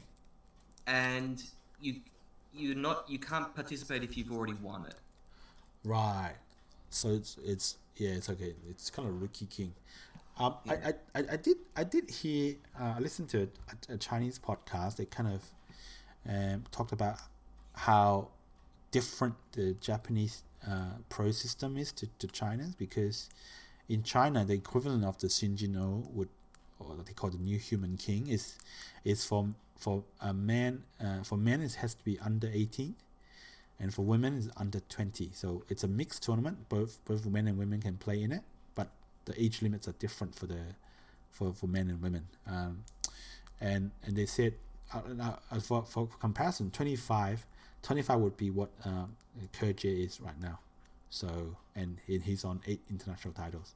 Yeah, Hard but to say, Kojo wouldn't be eligible for this because he's He's 9 dan. Yeah. Okay. Yeah. Same. That's the reason why. I think that's the reason Seki Kotaro Yeah. is not eligible for this either. Actually, I do think that Seki Kotaro may have won this tournament anyway. So Right. he wouldn't have been eligible even if he didn't get to 8 dan. Right. Let me just quickly check that. Yeah. Yes, he won it. He won it 2 years ago. So Yeah. Okay, so he he wouldn't wasn't be. eligible anyway. Yeah. So, and I think what's interesting here is actually when I looked at the knockout chart, Ueno actually defeated Zeng Fukang in the first round. Yes. But if you recall, Zeng actually beat Ueno in the Kisei League C prelim final. So, actually, I don't know if that's the official name, but after Zeng beat Ueno, Zeng actually made League C. So that was like a final game of the prelim into the League C. So, So those two games were like only a month or so apart. yeah. So Ueno, so Zeng actually, took a revenge on Ueno. But let's see. I'll be interested to see who actually wins this Shin Jinseo. Well, notable. Do you know who was runner-up in the Shin Jinseo last year? Might have been Fujisawa Arena. Close. Let me see who was it. It was Ueno. Oh, is that right? Yep. I had forgotten about that. Yeah. Well, so yeah, She lost to Sebun Sotoyanagi. yep. It was a best of 3 as well, and she lost. Yes. And she actually won 1 game, so she won was game close. 2. Yeah, she was close. Oh wow, so that's quite something. But she's hoping to go. Yeah, she's hoping to go one further this year. Yeah. So let's wish her luck on that one. Of course, you mentioned Rena. Yeah. Rena is. Wait, why isn't she competing? Rena didn't even make it. Rena did not. Rena actually lost to Zeng Fukang in the prelim. Oh wow. So Zeng Fukang has got a bit of a women killer. He's a bit of a women beater, isn't he? Yeah, it's a bit. Yeah. Oh wow, let's leave it at that. Yeah. And another one of our favorites, Nakamura Sumire, won a knockout game versus Takao Mari in the 7th Senko. So this is a domestic version of the Senko Cup, and she advanced to second round. That's good. So, yeah, Senko Cup of course is a female women competition, and the big guns Ueno Asami, Suzuki Ayumi, Xie Yiming, Fujisawa Ueno are still in the comp. So let's see if how far we can our Sumire can go in this comp. Yeah. How many players are in this comp? Is it 16? Let me check. Let me check quickly on this one. I believe the comp popper has 1, 2, 3, 4, It 5, is 6, 16. yeah, 16 players. So it's they're playing the first round. So Sumire and actually Suzuki also made the first won the first round already, and yeah. So, Yeah, I believe Risa Ueno. Ueno Risa. Yeah. Asami's sister. Yeah. Also won through to the second round. Right. Yes. She. Yes. She's here. Yeah. Yeah. So she actually won, and by the time she made it to round 2, her name changed to Ueno pair. So, go figure. That's that's Google they're Translate. using Google Translate here. Yeah, Google Translate. Yeah. By the way, Yep. that was a joke. Anyway, so that was Nakamura's Sumire. Now, I think we might have talked. I don't think we might have talked about this, but we haven't done a simulation. But I think we might I have. don't think we've talked about this. This is the draw for the Hoban Cup. Yes, the Hoban Cup. The draw for the Hoban Cup has come out. Of course, the Hoban Cup is coming. 28th? Oh no, it's about 2021, starting from the 20th or one of the dates. I think it's starting on the 22nd. 22nd, yeah. So that will be a 7 game, so 7 days straight of go, and it will be like a Nongshim Cup win and continue style tournament. So the draw has come out. Yeah, it's over. It'll be over multiple time periods. So Yeah. this first section will only be the first 7 rounds. Yeah, and I believe there's another the next 7 games would happen in, if I recall correctly, somewhere in November. I'm really guessing here, but I know it's not in November. We can confirm that in a later podcast. Yeah, we'll confirm when that's gonna be. But it's another 7 games, and because this tournament only has 15 players, so 14 games is all you get out of it, max. 14, yes, and it could be less than 14 games if the team wins early. But definitely more than 7. So we'll definitely see 7 games. Yes. There was a draw at the there's always a draw at the beginning because there's 3 teams. Yeah. So only 2 teams participate in the first round, and the other team gets a bye. Yeah. Which is a small advantage. Yes. Because because obviously, they won't be the first person to lose a player. Correct. They wouldn't be. Yeah. So the draw came out, and it will be China versus Japan, and the first players for each country has already been decided. So basically, for China, they're bringing out Wu Yiming, who came 5th in the Asian Games qualifier, and China only selected the top 4 for the Asian Games. So Wu Yiming just missed out on qualification for Asian Games, but the silver lining, of course, is she's joining the Hoban Cup. She'll be coming up first, and her first game is against Nakamura's Sumire. And I would have to say that Wu is the hot favorite here, considering how well she's done in the Asian Games qualifier. And I think her rating is definitely very underrated, considering she beat actually some top players in the Asian Games qualifier. I can't remember exactly who, but I think she definitely beat some top Chinese players. And so even though in the simulation it says they're even, maybe Sumire even holding advantage, I would have to say Wu is actually the one that's heavily favored here. And Korea's first player, Lee So-ju, is also decided. She'll be the first player coming out. And the simulation didn't really change. It's still China and Korea neck and neck, but Japan has a non-negligible chance of around 10% of winning it as well. So I'm definitely looking forward to all these games. Yeah, no. Some notable things. Just completely random. In the Nongshim Cup, which is sort of the open equivalent of the Hoban Cup. Yeah. Something notable is that Korea. This is obviously just random, but Korea usually don't get the first round bye. Right. They don't seem to get it very often. Yeah. Whereas in this very first Hoban Cup, they got lucky in the first round bye. Yeah. I am excited for this first game. I really don't know if Wu Yiming and Nakamura have played each other before. They have. They have. They have? Yes. Oh, I believe in. It might have been a previous Go-Seiken Cup or something. So in the Go-Seiken Cup, these 2 players, I believe, either didn't make the comp proper or they decided to kind of spice up the event. So this is like a side event where they had Wu Yiming play a best of 3 with Nakamura. And back then, Sumire would be very young, like maybe 10, and Wu Yiming would be like 13. And Wu Yiming apparently beat Nakamura easily 2-0. Oh, I've just found these games. It was in December 2019. Right. Yeah. So that's when Nakamura is only 10. So yes, put nothing too much to read into. I didn't realize that they'd played before. That's interesting. Yeah, I will say I think that I don't know much about Lee Sol-ju at all. I think that she's going to. I think it would be a surprise if she beat either of these players. Yeah, I think we'll look at some pictures of the draw, like a bit of trivia of Lee So-ju. I believe most Korean players would have their names would have their names kind of represented in Chinese characters as well. So the Korean Hangul is just a pronunciation, but they were actually, each of those pronunciation would actually have a Chinese character backing them, if that makes sense.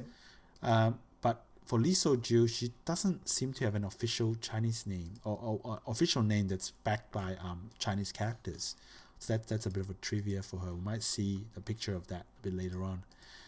So before we get to that, we'll look at some food porn from Japan. As I mentioned before, this is the picture. We're looking at some pictures of the Honinbo 77 Honinbo game. As I meant, just some really nice pictures, and of course a lot of food porn. And actually, I wanted to point out this picture, which was taken of the Kifu. So we're looking at actually the Kifu as recorded by the Kifu recorder. And of course, they just put a number where the players have played. And you notice that at the top of the Kifu is like a blank box that's been completely filled in. That's where you fill in all the code moves, right? So it's completely filled. So that's how many code it kind of played. And this is the official Kifu. It's probably going to be stored somewhere, and we'll probably find it 100 years from now as well. Okay, so that's it. That's more food porn. I can't believe it. Yeah. Okay, so that's it. Okay, so this is what I was talking about. We're looking at a picture of the of the Hoban Cup draw on the day, and this is like a Goban, and you notice on the back of the Goban, it's actually written down the names of the Korean players, but the names are written in Chinese characters. So this would be Choi Jong, this will be Oh Eugene, this will be and Oh Eugene is the one who's holding the board. Yeah, Oh Eugene is holding the board. So there's 5 names. So these are the 5 players' names. So wait, so the bottom left, is that Kim Chi Young? Yeah, left. Yeah, that's Kim Chae Young. Yeah. And that's Hyo Seo-hyun. And this one that's not in Chinese character is Lee So-ju. So she either doesn't want to use it or she doesn't have an official Chinese character name. But I'm not sure how common that is in Korea, but I would imagine most Koreans would have a like a Chinese their name would actually be able to be written down in Chinese characters. So this is the draw, and this is the Korean team. So Choi John in the middle. That might be Hyo Seo-hyun. From left to right, it's Oh Eugene, Yeah. Hyo Seo-hyun, Choi Jong, Lee Sol-ju, and Kim Chi Young. Kim Chi Young, yes, very good. And I wouldn't be able to recognize these 3 dudes, and I think they're just drawing out the different countries. The dude on the left, although you can't see his face, he's definitely a famous player, and he's a coach. He's a coach of one of the Korean Baduk League. Baduk League teams. Right. I'll try and find him, but yeah. Yeah. So we can see a picture of some reporters taking a picture of Choi Jung doing a what do you call this like a speech kind of thing. It's like they're at a banquet kind of thing, maybe like so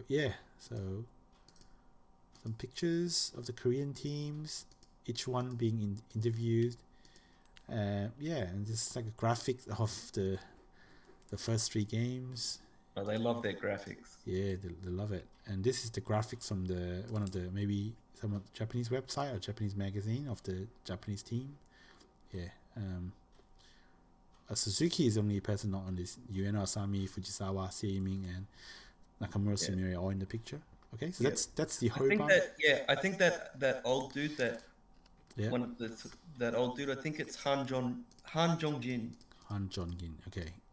Can't say I can recall his name doing anything else, but yeah, that's what it is. Okay, now to after this Honinbo game, we come to the explosive conclusion to the Korean League. Explosive. Right. So this is match 4. Match 4, yes. Hapcheon are up 2 matches to 1. Yep. So they only need to, if they win this match, they've won the entire league. Yep.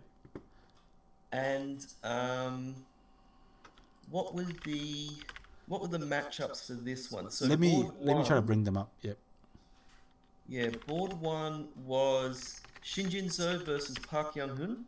Yep. A fairly favourable matchup for Selcheon because Park Young-hoon is their number 2 player, and I mean, based on form, you could almost argue that he's their best player, right, at the moment. Yeah, because Park Chun-hwan hasn't had a good week. Yeah, no.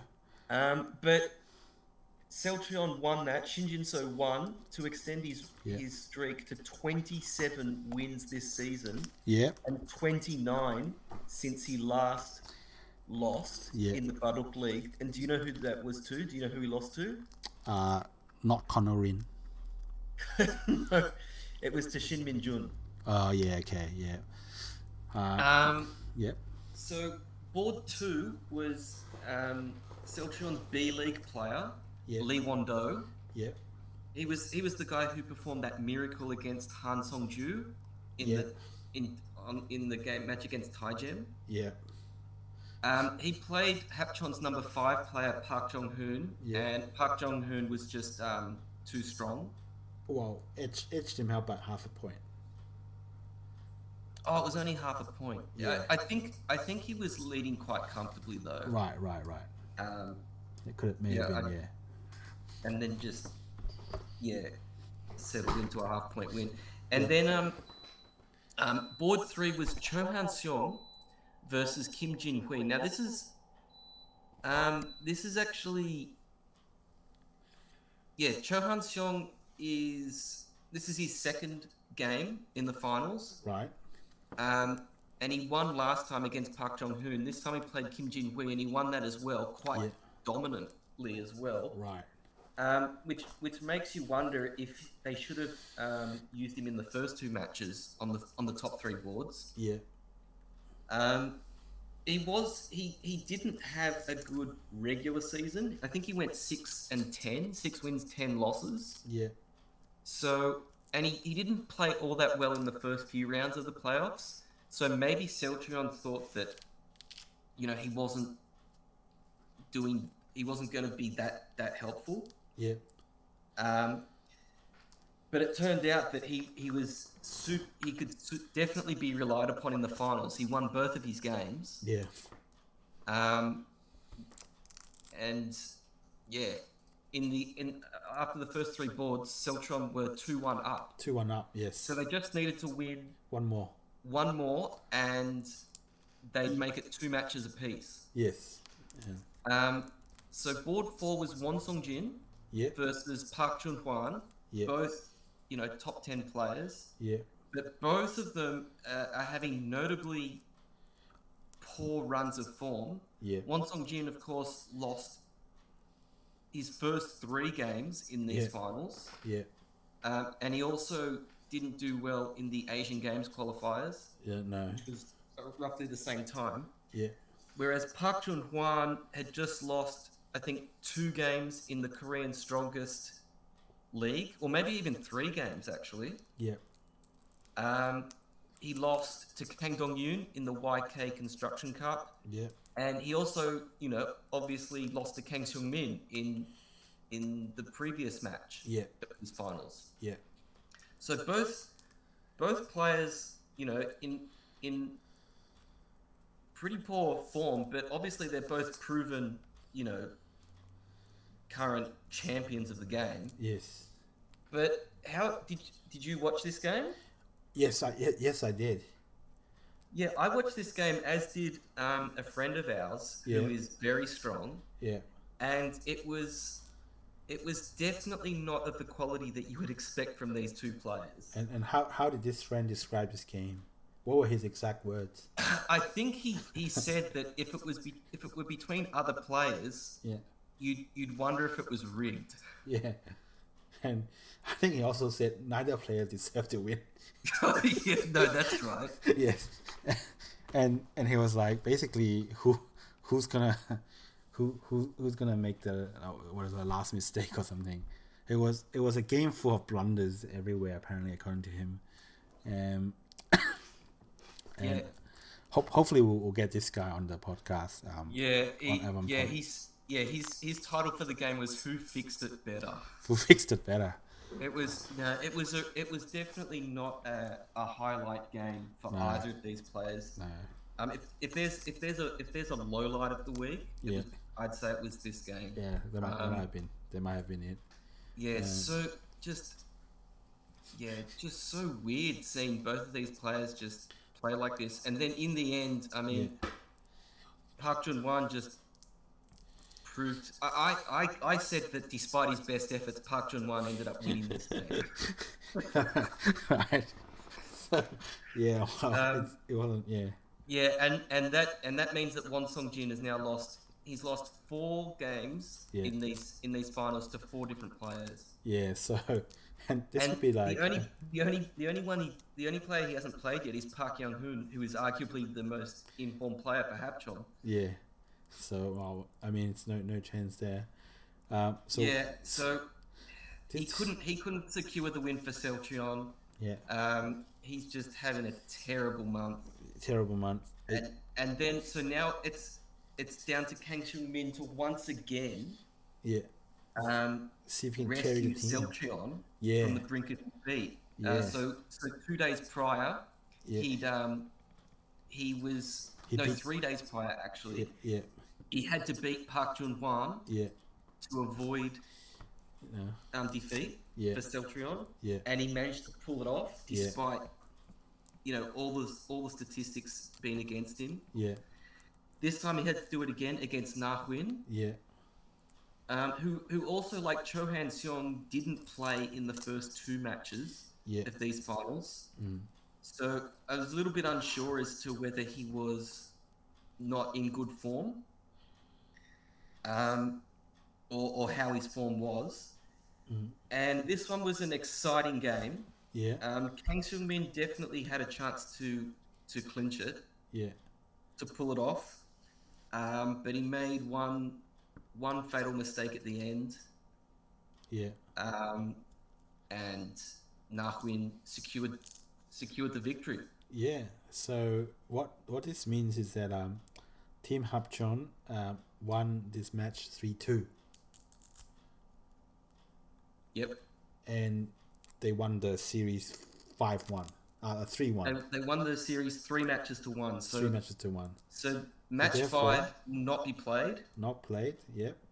Um, And therefore, Team Hapcheon is the champion of the Korean League 2021 to 2022 season. and this is Team Hapcheon's first championship. This is their 3rd season in the league. Yep. And it's their first championship. Something else that was notable is that Celtrion, for instance, kept all of their players from the previous season. Yep. Hapcheon only kept 1 player. Obviously, that was Park Park Jun-hwan. Jun-hwan. Yep. All of the other players were drafted. Right. Park Young-hoon, I recall, Park Young-hoon was the previous season. He was on Team Kicks, Yep. which came last that season. Mm-hmm. He gets drafted to this season, and he ended up being the only player to record. He ended up having the 2nd most number of wins in the entire league. Yep. Oh wow, that's crazy. Yeah. Yeah. So he had a very good season, and players like Kim Jin-hui and Park Jong-hoon, they're both now in the top 35. They Yeah. definitely weren't at the time they were drafted. Yeah. So Okay. Hapcheon did a good job in drafting players that Had potential. had good years. Yeah. Yeah.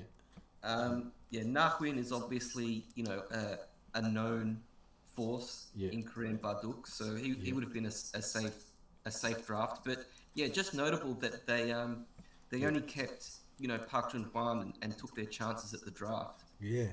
and ended up coming up with this champion team. Yeah. Yeah. So we just went through some pictures of the award ceremony, which was held right after the game. So this is the Team Hapcheon holding up their trophy. Actually, a bit of news I've heard. I'm not sure how true that is. It's that apparently in the Korean League you're only allowed to hold on to the same players for like a maximum of a few seasons, maybe 3 seasons or something. So Team Celtrion might lose Shin Jinseo after this season. I didn't know about that, but I think that's a good rule, because Yeah. otherwise you can just keep the same team if it's a really good team. Yeah. I happen to think that doesn't sound like it's so great a rule to me, because imagine if Chicago Bulls have to definitely trade Michael Jordan for someone else just because of a year limit. Well, that's what the salary cap is for.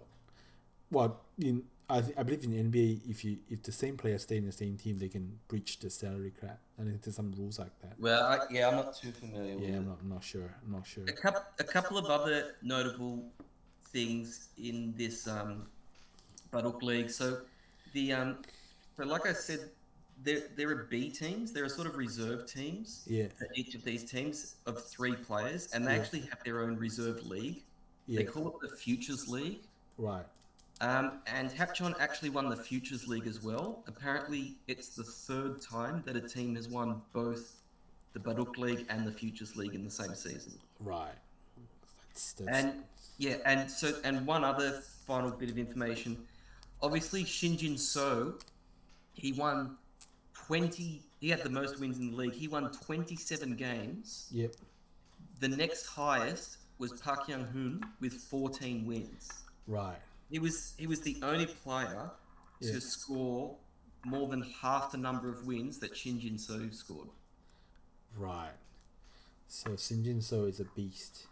So another way of putting it is that 2nd and 3rd place combined had the same number of wins as Shin Jinseo. Yeah, that's quite nuts. So after that last league game, Shin Jinseo's winning streak have gone to 18. This is crazy. Unfortunately, his teammate Won Son-jun losing streak is now 8. So that's not so great for Won, but can I just quickly see?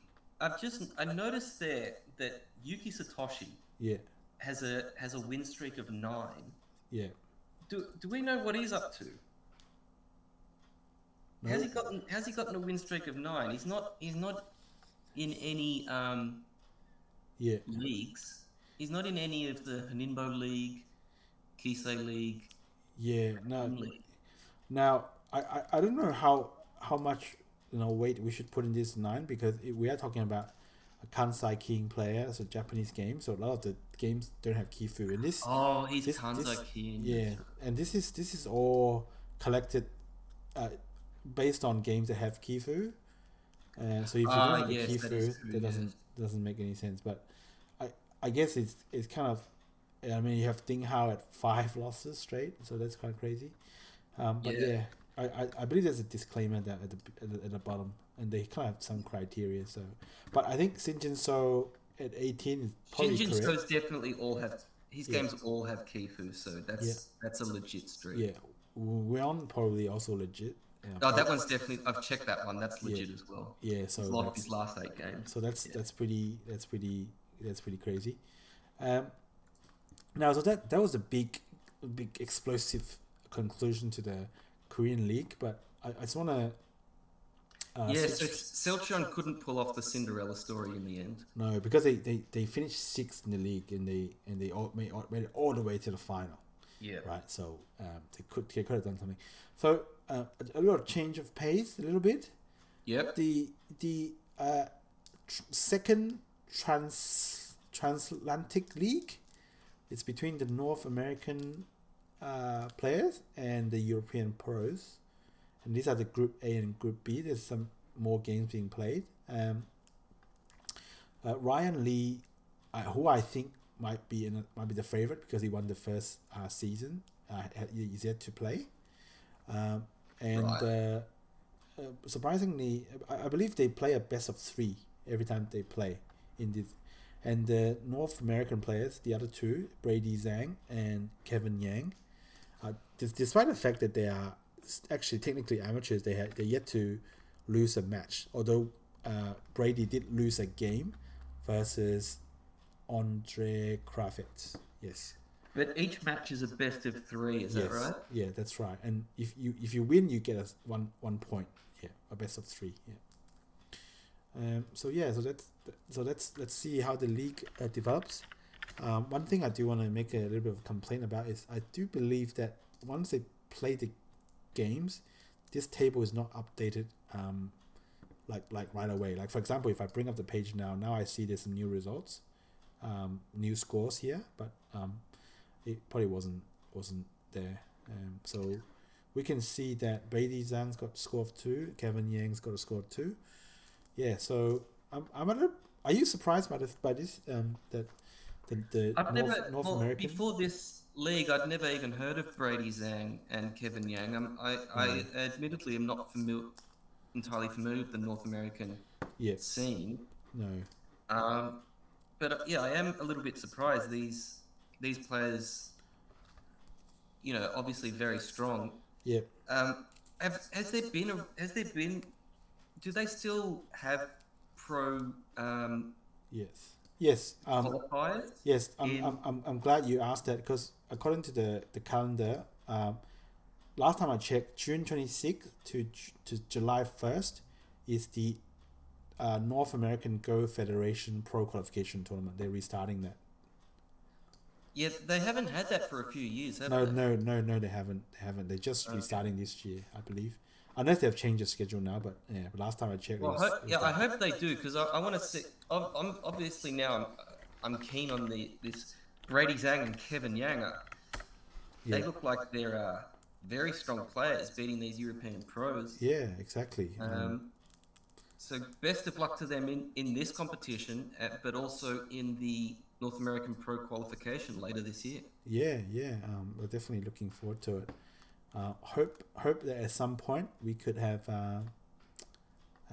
This might be a bit of far-fetched dream, but the Europeans and the North Americans joining the Nongshim Cup. That would be. That'd be crazy. Yeah. That'd be crazy. Yeah. That would be crazy. But crazy. It would be great to see. Yeah. Both regions getting stronger. Yeah. Having players get further into international tournaments. Yeah. And perhaps even seeing some players in some of the Chinese leagues. I do believe the European team is in maybe Division 3 in China, so that's Jiayi Bing League Bing, third division. Well, I think that's a great idea. Yeah, and I believe the Japanese team, the Japanese representative team used to be in League Bing as well, third division, and they actually managed to win promotion to League E, which is the second division.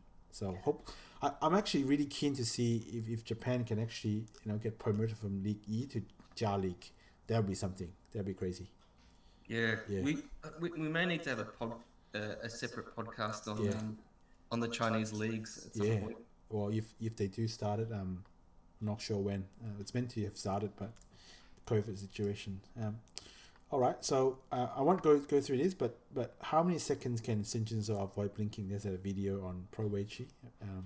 Shin Jinseo, they also have there's another video of him that counts how many times he blinks, and he blinks a lot. Yeah, so that's I believe that's where this video came from. Is that a Thai Gem or Baduk TV? Just asking. I think it's a Thai Gem TV video. Okay. Yeah. Thai Gem TV have their own YouTube channel. Yeah, so they it's asking how long can you avoid blinking. So see if you can beat Shin Jinseo there. Might be your only chance of beating Shin Jinseo or something. And the Thai Gem also made a compilation. I call it a compilation of our Chinese players crying. But that's because I think it's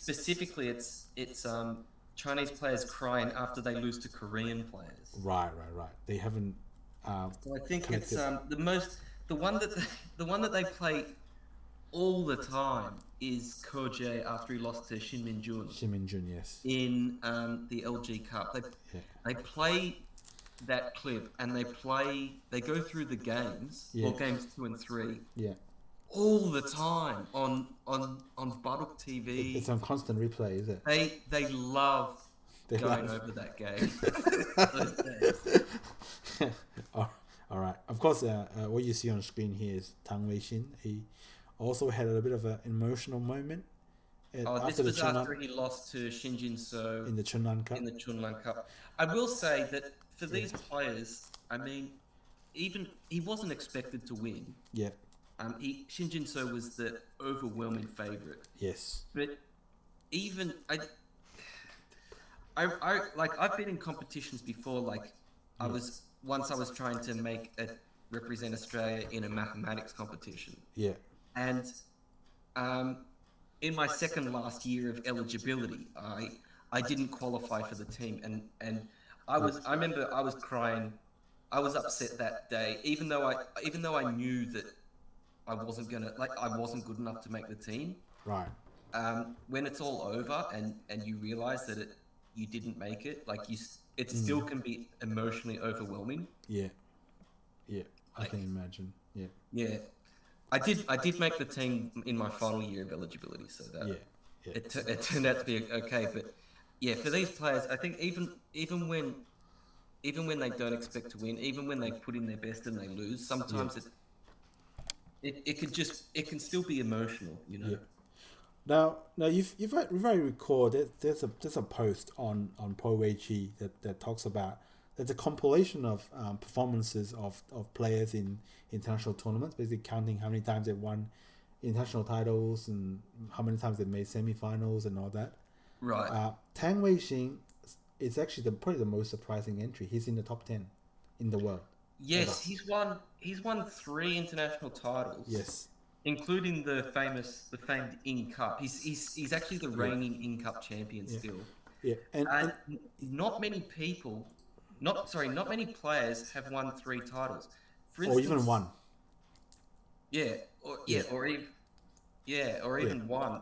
For instance, Chang Hao, one of the most legendary Chinese players, he only won 3 titles. Yeah.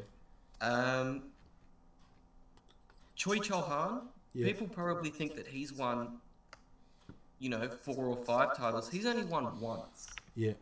He's only won 1 international title. The In Cup. That was the In Cup. Yeah. Kang Dong-yoon, he's only won twice. Yeah. Park Young-hoon, Kong Ji. Yeah. Both players who had an incredible peak. Yeah. They've only won twice. Yeah. Shi Wei, who was once number 1 in the world on Go ratings. Yeah. He's only won 1 title. Yeah, that's right. Yeah. It's not easy to win a title. No.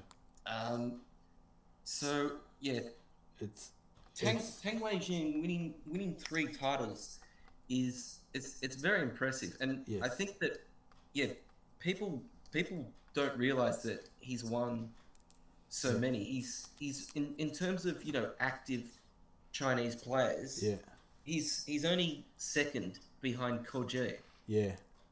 Which is actually is something, because I think he's because people don't really associate him with being in the top 10 in terms of the number of titles, because he's kind of very he can rank in the 20s, right, or outside of the top 10 in China easy sometimes, right, and sometimes he doesn't have a great League season. He's 50. His record is maybe barely 50 or maybe below. But then come international title time, he makes the final. Wins it, Yeah, he's along with the 3 titles, he's made the final 3 times. Yeah. So he's made 6 finals. Yeah, so he's top 10 ever. Yeah, which is crazy. It's really impressive, and I would say that he was never the favorite or even second favorite in any of those.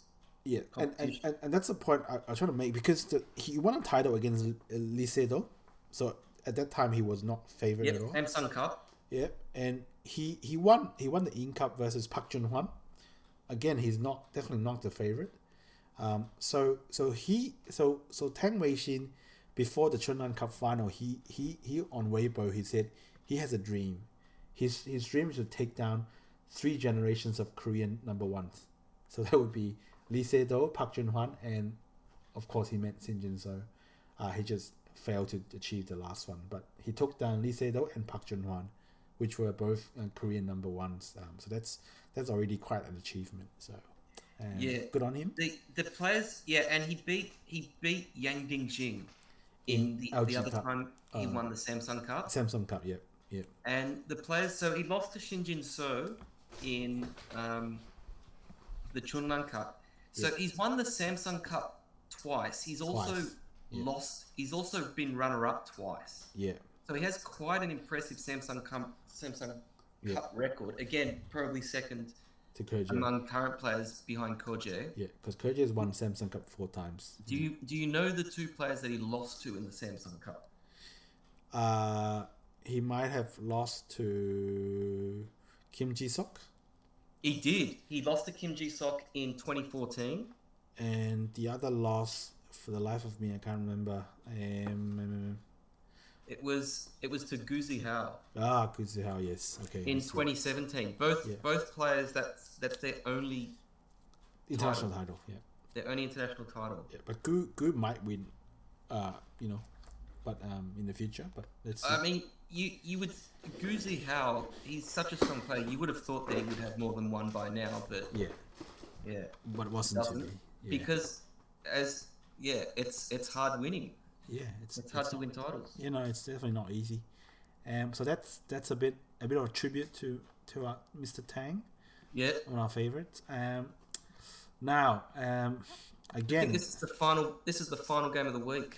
This might be the final game of the week. This is a little bit of a surprise for me. The 9th Daejoo Cup final. So the Daejoo Cup. So this is basically the senior championship of Korea. Yeah. It's eligible. We discussed about this at the last podcast, but it's open to all Koreans, men over 50 and women over 30. Yeah. And this is the first time the final is between two women players. Yes. And it's between Lee Min-jin and Kim Hyo-min. Yeah. So Lee Min-jin, 8 dan. Yeah. I checked. She hasn't won a title ever. Right. International, domestic, anything. So if she wins this would be her first title. Yeah. And since she's 8 dan in Korea, if you win a tournament, you gain a rank. So she would be promoted to 9 dan if she won this final. Right. Kim Hyo-min, she's already 9 dan. Yeah. I think she's won 2 titles in her career, including the women's Kuksu. Yep. Once. I don't know what the other title was, but she's already a women's 9 dan. She's probably the least well known women's 9 dan. Yep. But she is one, and before this game she had a 13-4 record against Lee Min-jin. Right. So very close. Yeah, the form and the stats were all in Kim Hyo-min's favor. Yeah. And although this is a seniors game, you would expect that seniors games would probably be, quite a conservative time control. Yeah. Not in Korea. They get 15 minutes main time and 3 40-second byoyomis. Right. So it's quite a similar time format to the Maxim Cup. Yeah. So it's very fast. Yeah, very fast, and you really don't have much time to read through the positions. Yeah. And I guess what surprised me was that White ended up winning by 20.5 points. So that White being Kim Hyo-min. That's right. She won by 20.5 points. So that means that Lee Min-jin just didn't resign. No, I was watching the game and I was like, what's going on here? This whole black group is dead, but why is she still playing? But they played right to the end. They did collected every dame, and it was 20.5 points margin. And one thing I didn't know about this is, and I'm not sure it's true, because obviously it's a second or third hand source for me. Kim is heavily pregnant at the time of the final. Apparently, like, if this report is correct, she's only 10 days. She's only 10 days away from giving birth. That makes a lot of sense. If you recall, if you recall when we did the podcast on the Women's League draft, I mentioned that Kim Hyo-min wasn't drafted. Right. So it would make sense that she's about pregnant. To, and so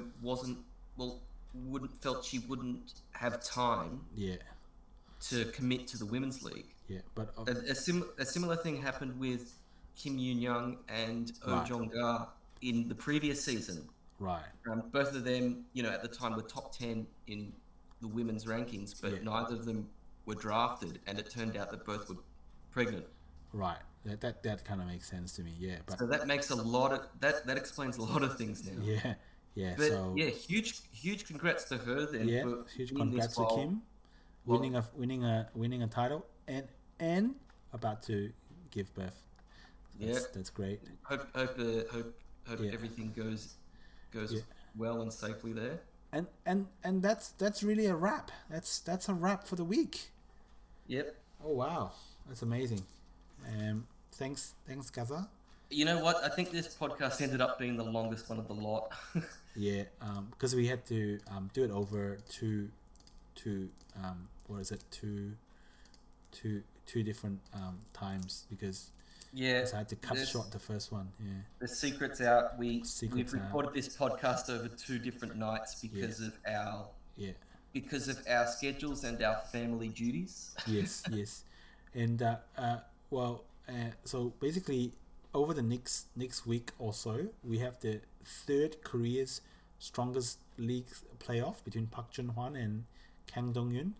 We have in Japan And with Park Gosei. Chun-hwan, Lee Chang-seok, and Kang Dong-yu. Oh yes, yeah, Lee Chang-seok and Kang Dong-yun. The first game was between Lee Chang-seok and Park Jun-hwan. Quite a game.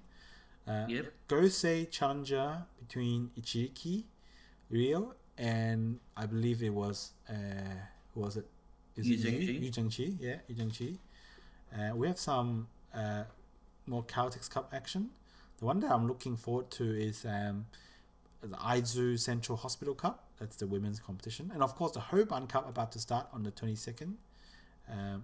Which won't be available for the podcast because No. we'll be recording the podcast on the Friday. on a Friday. So yeah, unfortunately. But you're completely ignoring the Taiwan Tianyuan. Taiwan Tianyuan, yeah, game 3 it might have been. Yeah. Game But 3. How could you have forgotten that? Yeah, no, they're also the third UMC Cup prelim round 3. It's all recorded. It's all on the calendar. I haven't forgotten that. So let's see. Hopefully there's more interesting stuff happening there. Yeah. All right. Okay. Thanks, Gaza, and we'll talk to you next time. My pleasure. Yeah. Thanks. Okay. Bye. Bye. Bye.